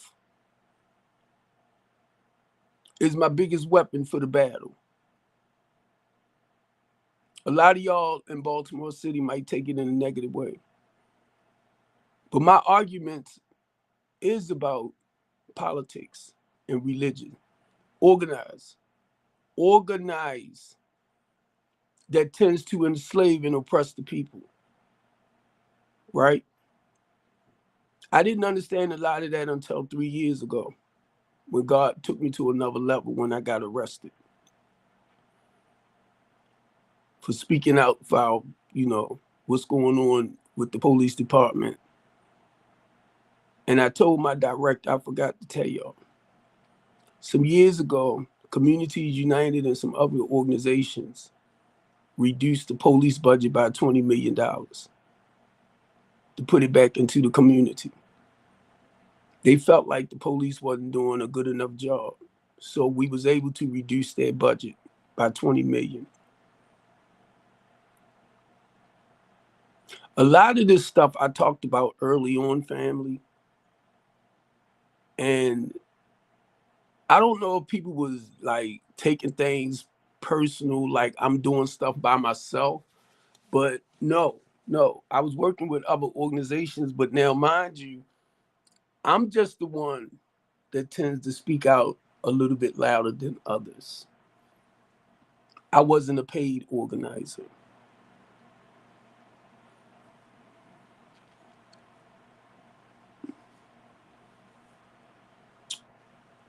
I could speak on things that paid organizers could not say. Y'all didn't know. Anytime I would go to do a rally or protest, something like that, they would give me a script to read off. Or a community event, they would give me a script. I was like, no, because I'm not going to stick to it. Because if it's a community issue, I'm going to address it. But then I'll go right into the solution of what we can do. That's not what our politicians want. But when you get paid, you got to follow the rules. I'm just one of the ones that wasn't trying to follow the paid rules. So I had to come a different way. I wasn't trying to sell y'all out.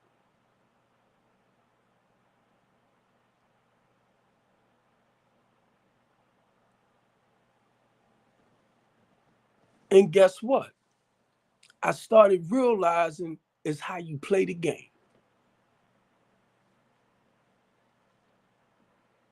And it wasn't to sell my people out in Baltimore City.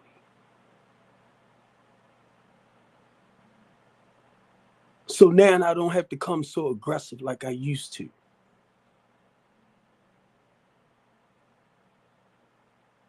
I got to respect where they are at and what they are doing, but I ain't got to be a part of it. You get me? And how they do things. That's all. A lot of y'all will because of the hype. I go to events and I go to all that good stuff. But it's not about that. These are the things that I begin to see once I start getting into it. Wait a minute. Y'all said you're going to do this and you said you're going to do that and you said you, but then I realized they politicians. We come up with the solutions towards the laws that they create. Y'all didn't realize that?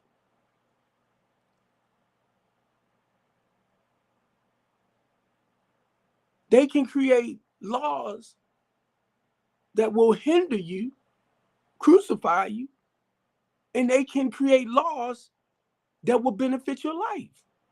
But it's people like us, strengthen the community to create those solutions for the laws that they create to either cripple the people or help the people, because you still got to encourage the people to do the right things.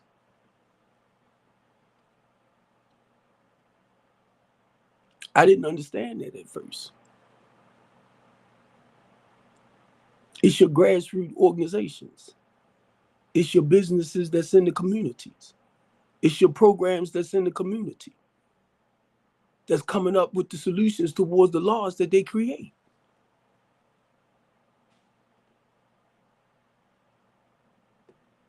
That's the whole thing, Jackie.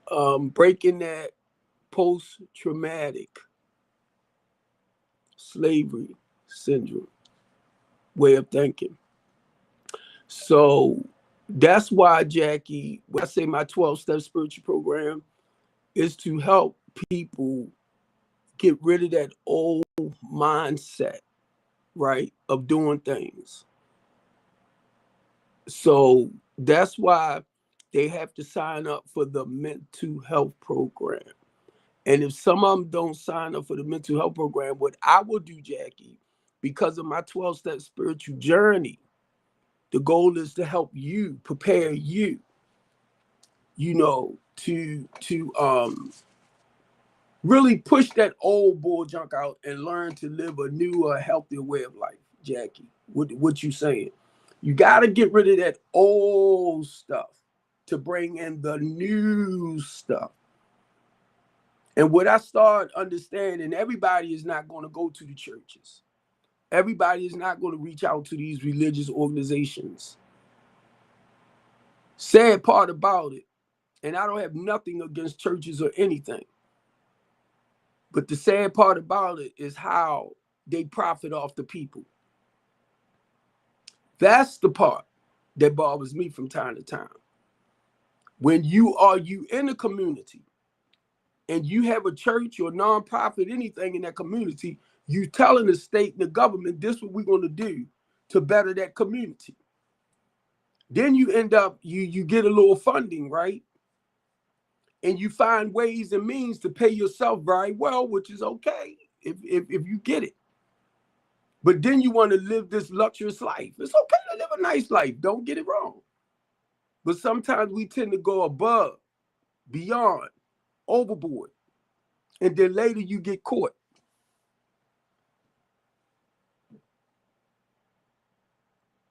Most people that get grant money, a little go back into the building and a lot of it will go back into their personal pockets.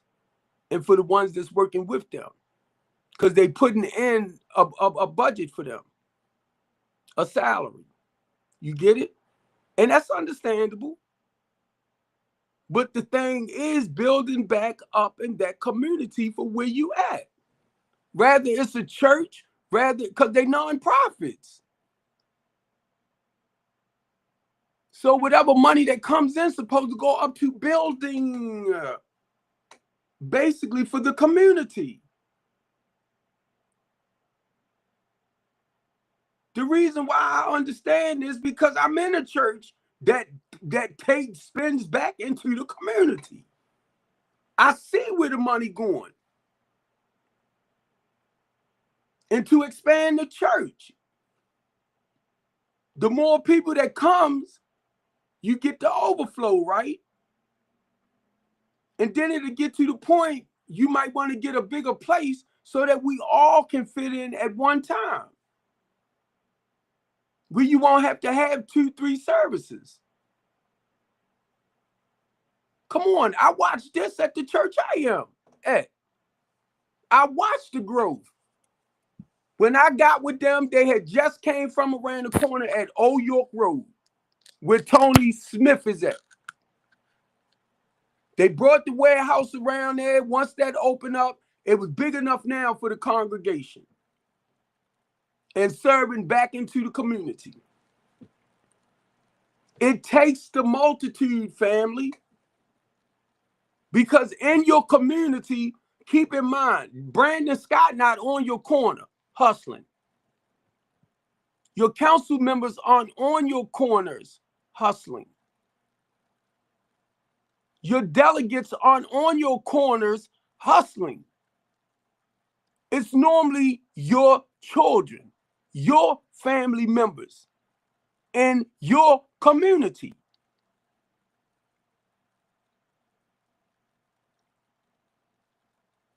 And then you got people, because I already know this happened. If you got a vacant area and they know they can come and dump the trash, they're going to dump it. Rather than y'all saying something to them, you'll turn around, look what Brandon Scott did. No, he didn't.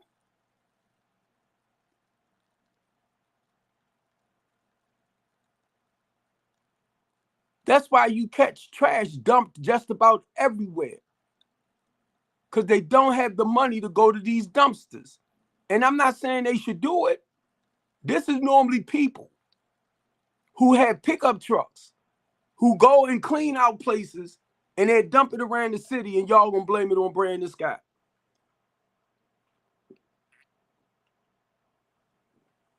And y'all see who doing it. But y'all will say Brandon Scott. You know why I say that? Because I used to.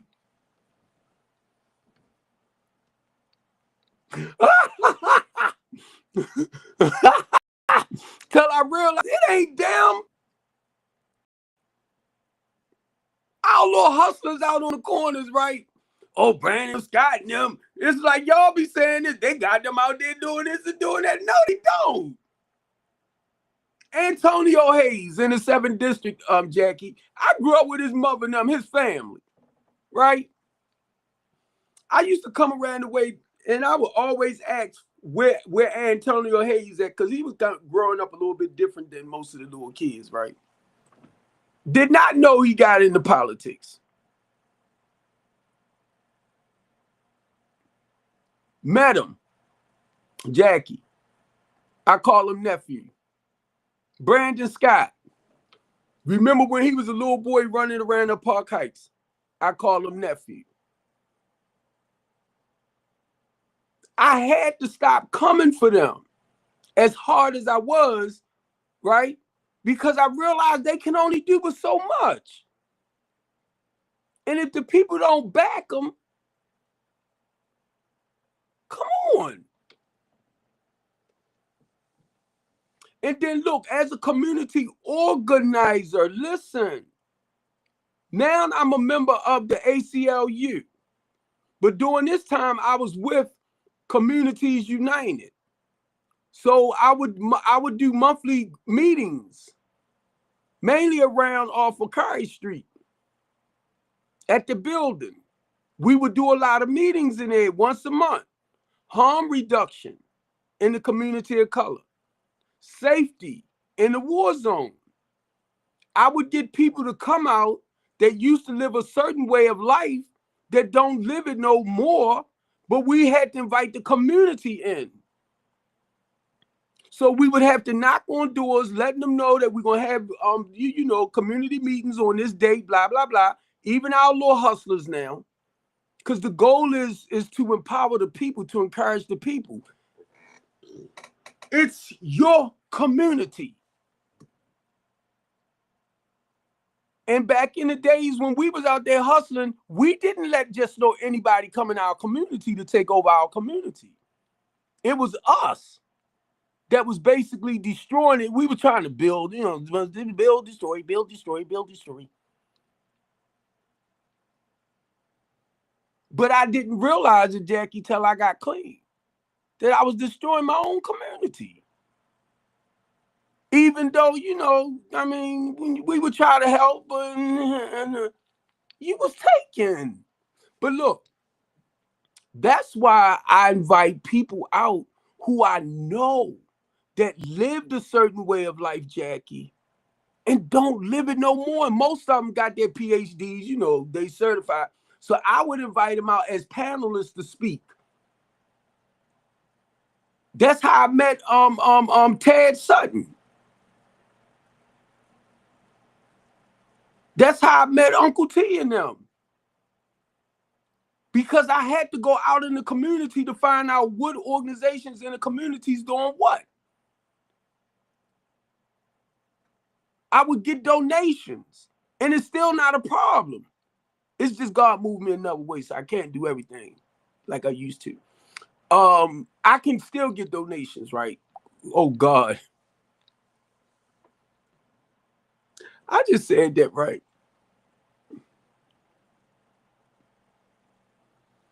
Well, let me shut up, because I was getting ready to say, you know what?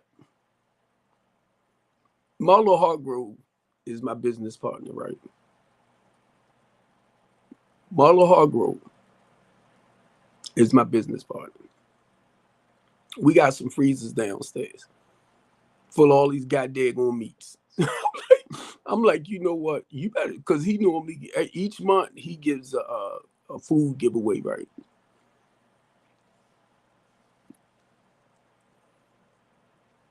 I'm like, I said, I'm gonna call him. What in the freak is you doing? Got meats like crazy. That's why I said getting donations, right? It's not hard. I had to get with people that do some of the things that we do to give back. That's why, Jackie, what I was trying to make clear, and I'm gonna say the shelter part of it is just providing temporary to put them into a permanent. Because when people call me, Jackie, they think they call in a shelter. And I had to let them know that no, I'm not a shelter. But I'm gonna say this: we provide shelter. You get it, Jackie? Because basically they had me kind of under that status. No. But I have to tell people, I said, no, I'm not a shelter. Not somewhere that you can come, Jackie, and just stay for the day, just for that day. Thanks, Queen. Just for that day, Jackie. Because now, my goal, Jackie, and I was saying this until somebody put me on point, Baltimore City, with the women and the children. I tell everybody, give me 3 to 6 months, right, for them to get their lives together, to help them get their lives together, then move on. 3 to 6 months. Women and children, Jackie, it was told to me by Common Sense, because she worked with, women and children, stuff like that. She said, Steve, you're going to have to give them 18. This is transitional housing, Jackie. 18 to 24 months. That's what transitional houses normally give you. It's just a temporary thing, but they are preparing you to go into your permanent. The reason why she said that, Jackie, she said because women, yeah. She said with the women with children, because you got to break that habit with them. Because they so used to, being independent, babysitting their own kids, all that stuff. She said you got to break that habit. That slave man, I don't mean to put it like that. I'm sorry. She said you want to break that habit because they so used to certain things where now you're teaching them to be more independent and responsible. So you have to put them in certain things. She started telling me right after that, Jackie, she told me about Salvation Army. They'll pay their rent up to about 6 months. They help them. There you go, Jackie. There you go. More goals need to be in the place for the women with children, for the mothers with children. She told me about the Salvation Army. She told me about Catholic Charities. She told me about, it's a lot of programs out there now. Mind you, I wasn't really familiar with them, but they will pay their rent basically up to like 6 months and a year. I said, what? So y'all know I had to start looking in that, taking that route. But now, by this time, they in the temporary housing, so we can get, once we get it where, say like Salvation Army, because I'm trying to see if they'll do it up to a year, right? Salvation Army will pay most of them, and these are the ones in the shelter, Jackie, since you mentioned that. Oh yeah, these are, Jackie, since you mentioned that, because my friend, come on, Kevin, he does rooms too. His stuff a little bit higher than mine. He does rooms too, right? But he doesn't work with families. But now a lot of these programs will reach out to him and he'll send them to me, the family. And then now what I have to do when they come to me, I can't work with them. I got to send them to somebody. I'm trying to watch saying names, but I know they don't mind. I have to send them to somebody else. Now they're coming with I'm getting ready to say with a grant, not a grant, but they coming with like God, I hate when I get the brain freezes. They coming with, I'm getting ready to say grants again. With the program, right? I'm trying to get to the word, the program. But look, where certain programs, like I said, no, not luggage. No, wait a minute. I hate when I get the brain freeze. Oh, getting old. Thank God. Now I'm getting ready to say like grants. They not grants, but what you get from housing. But I'm not the Section 8 ones, right? But the low income housing ones, because housing have a lot of other programs that you can get into. All of Jackie, all of that. I'm telling you, Jackie said they got to get motivated and situated and motivated. Yeah. But look, Jackie, they already in the shelters, right?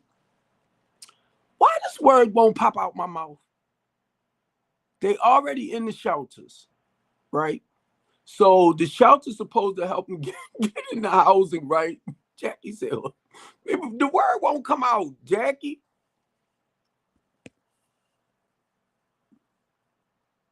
It just, it's right there. Just,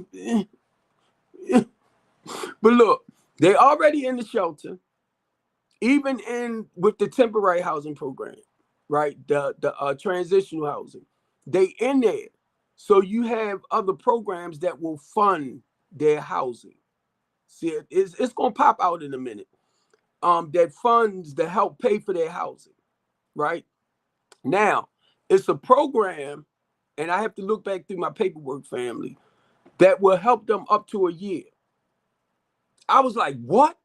So according to the rent, I'm gonna put it like that because they'll start you off, say like your first month's rent, because they're gonna help you up to a year. You might just have to pay. Yeah, HUD. I'm trying to think of the name of it, the other part of HUD. Jackie, you know HUD has so many housing programs, family.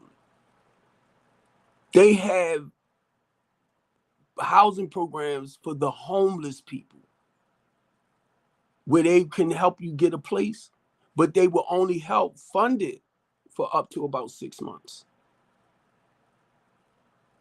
Right? Salvation Army, Jackie, I believe when I talked to somebody, I was trying to see if they do it up to a year.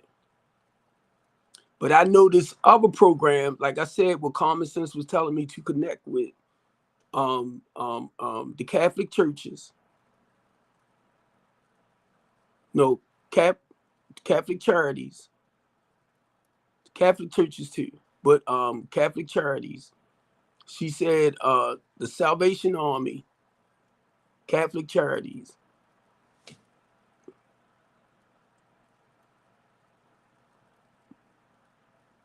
I'm just trying to think of those other programs, family, out there that it's not that people don't know, they just don't know where to go at. And then you have to get somebody to work with them to get them in there. Vouchers.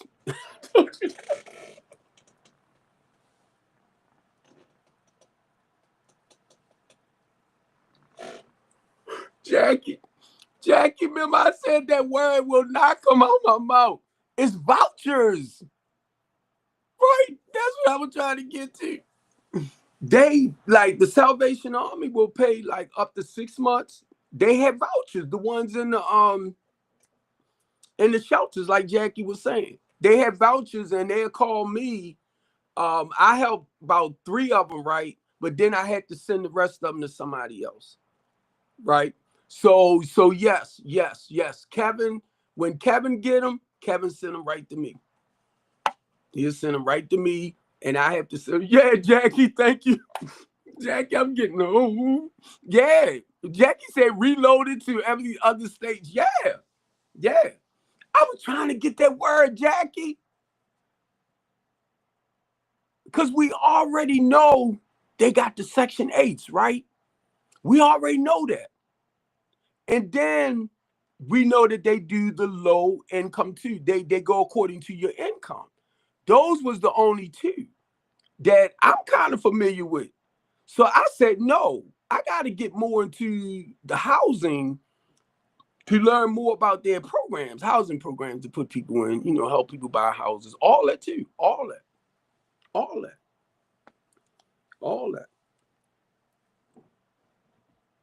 The reason why I'm smiling, right? I had somebody call me Jackie that asked me to be a part of what they doing. Because they trying to get some land, right? To start rebuilding. They said, Steve, I want you to become a part of the team.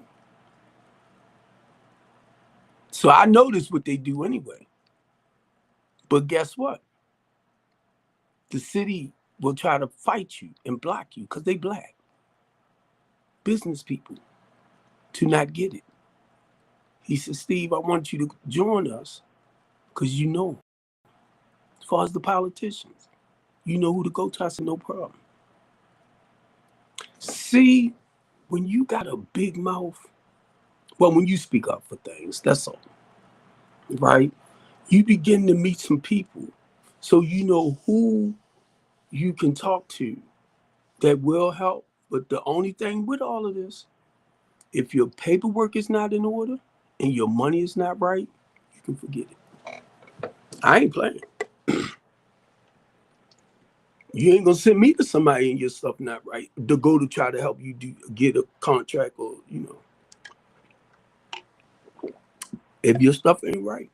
Mm-mm. Mm-mm. So I'm only saying that because I learned this throughout the process. You gotta play the game. That don't mean you gotta sell yourself. You gotta play the game. So they have these vouchers. Thanks, Jackie. A lot of vouchers.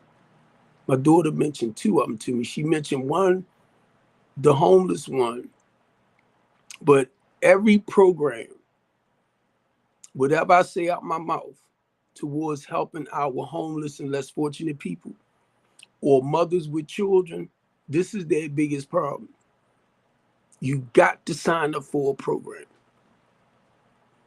So the program number 1 is to help re-educate you.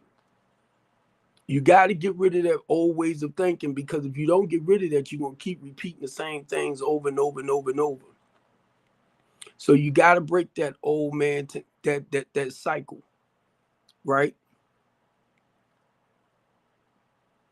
That's why you have to sign up for the mental health program.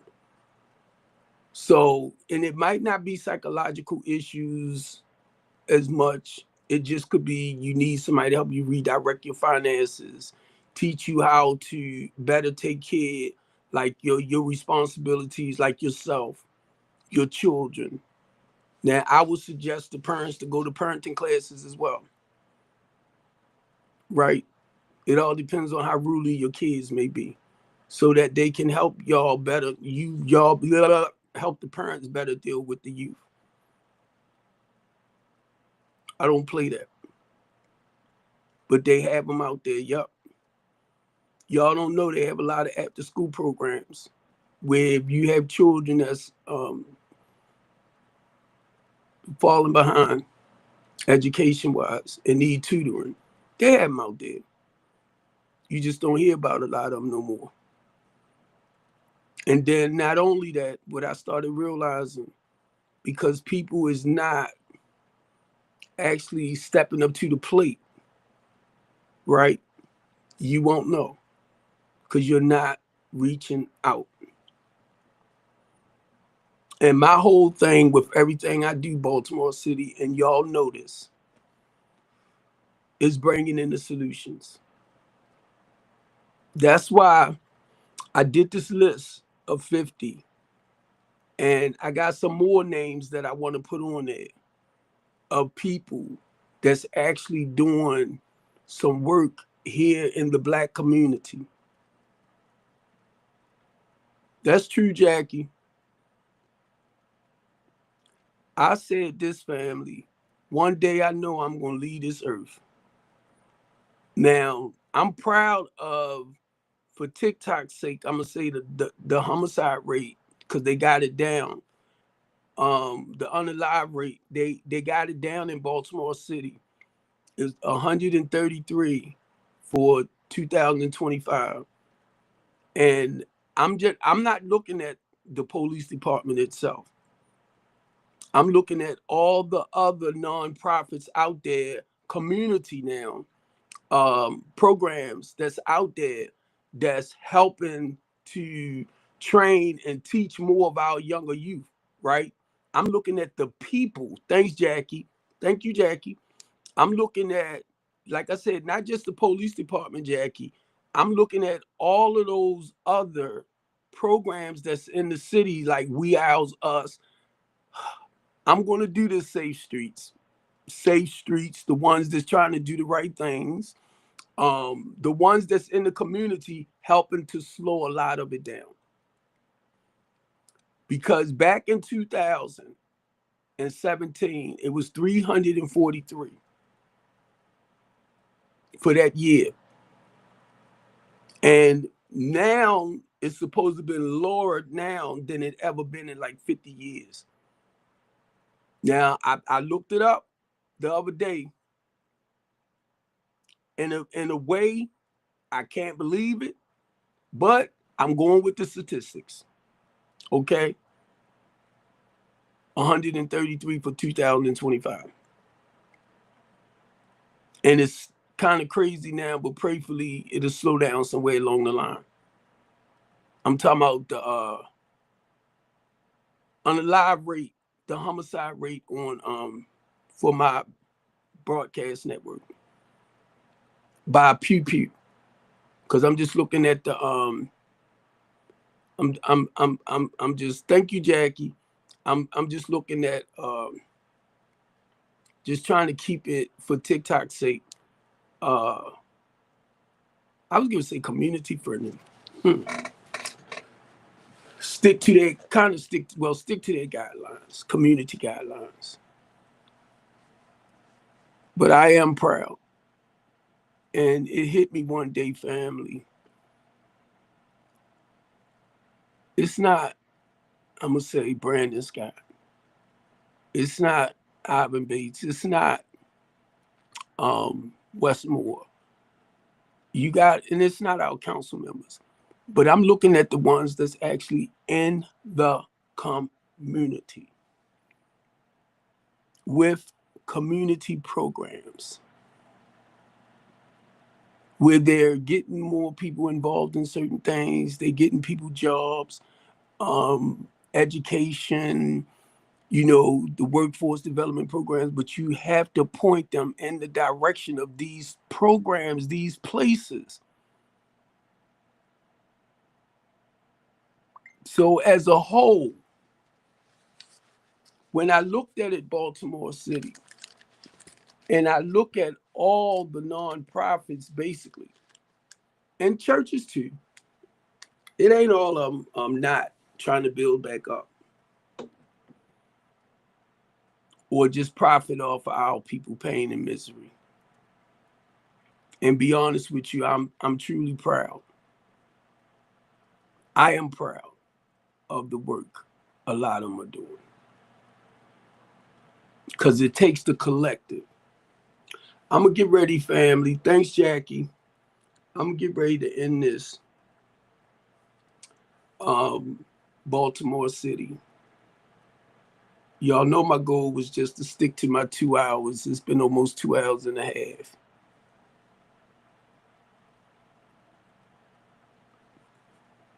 If we don't come together more, I believe deep in my spirit, a lot of this stuff,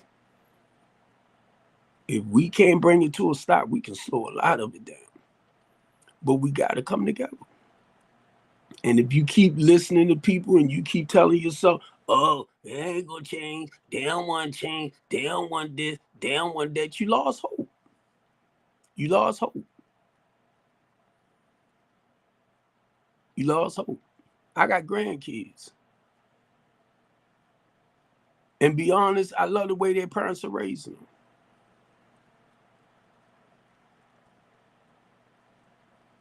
Thank you, Queen.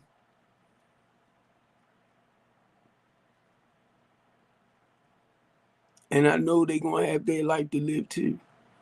And I'm talking about mainly the teenagers, you know, because they getting to that point, they starting to blossom and all that. Now, you know, the changes of the body and stuff like that, the hormones and all that type of stuff, and their view on life. So they're going to end up going back into the world itself. And prayerfully, the things that we've been teaching them and stuff like that, they will apply it. The thing is, to the best of their abilities. You want them to be perfect in a sense. That's not how life is. But I could sit back and say, I am so proud. And I'm going to just say the Copeland family as a whole.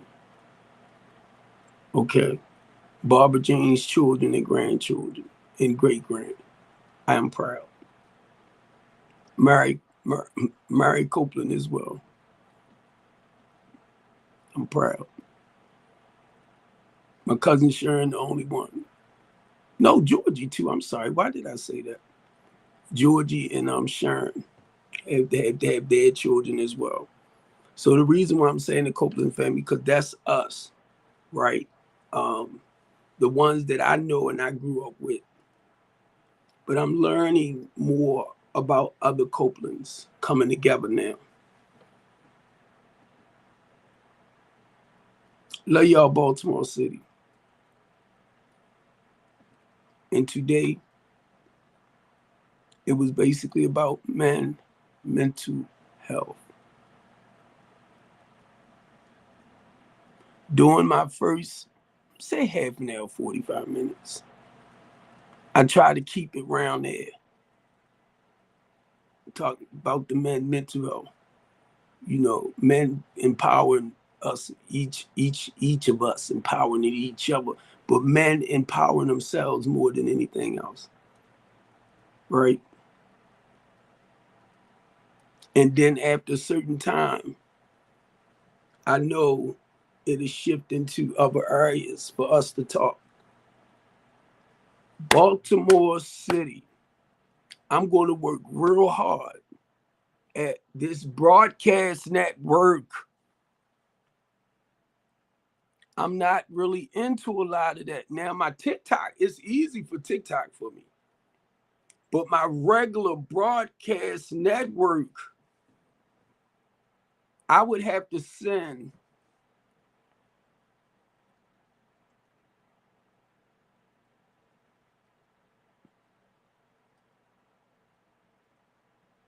I'm trying to fix it where I can get it up running. But I need a team for it to do my broadcasting. It's a 24-hour, 7 days a week. So if you have some people that want to come on and they have a product they want to sell, you just got to set everything up for yourself, your products, your products, your prices.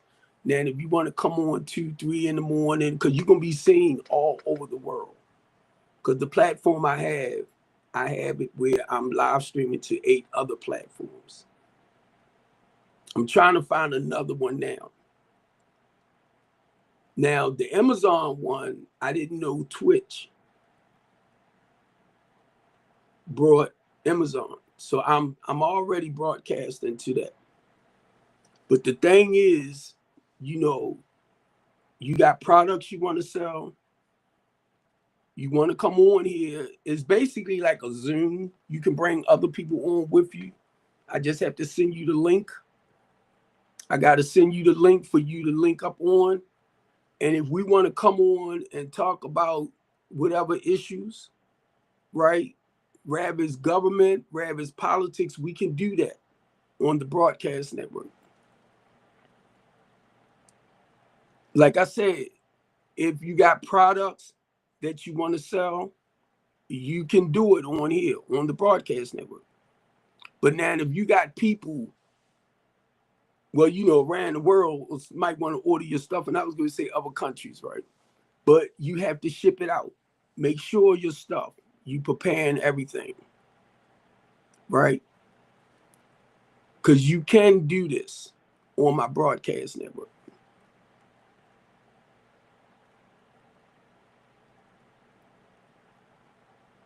It's just like a podcast network. It's just like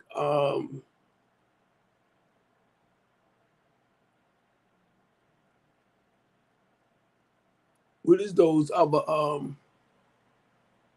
live streaming platforms you can stream to,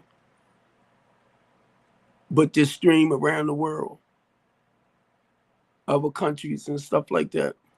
I started to embed China in, but I don't know how many English speaking people. I would have to connect with the English speaking people. But it is other live platforms that we have, like our athletes and stars that actually communicate on.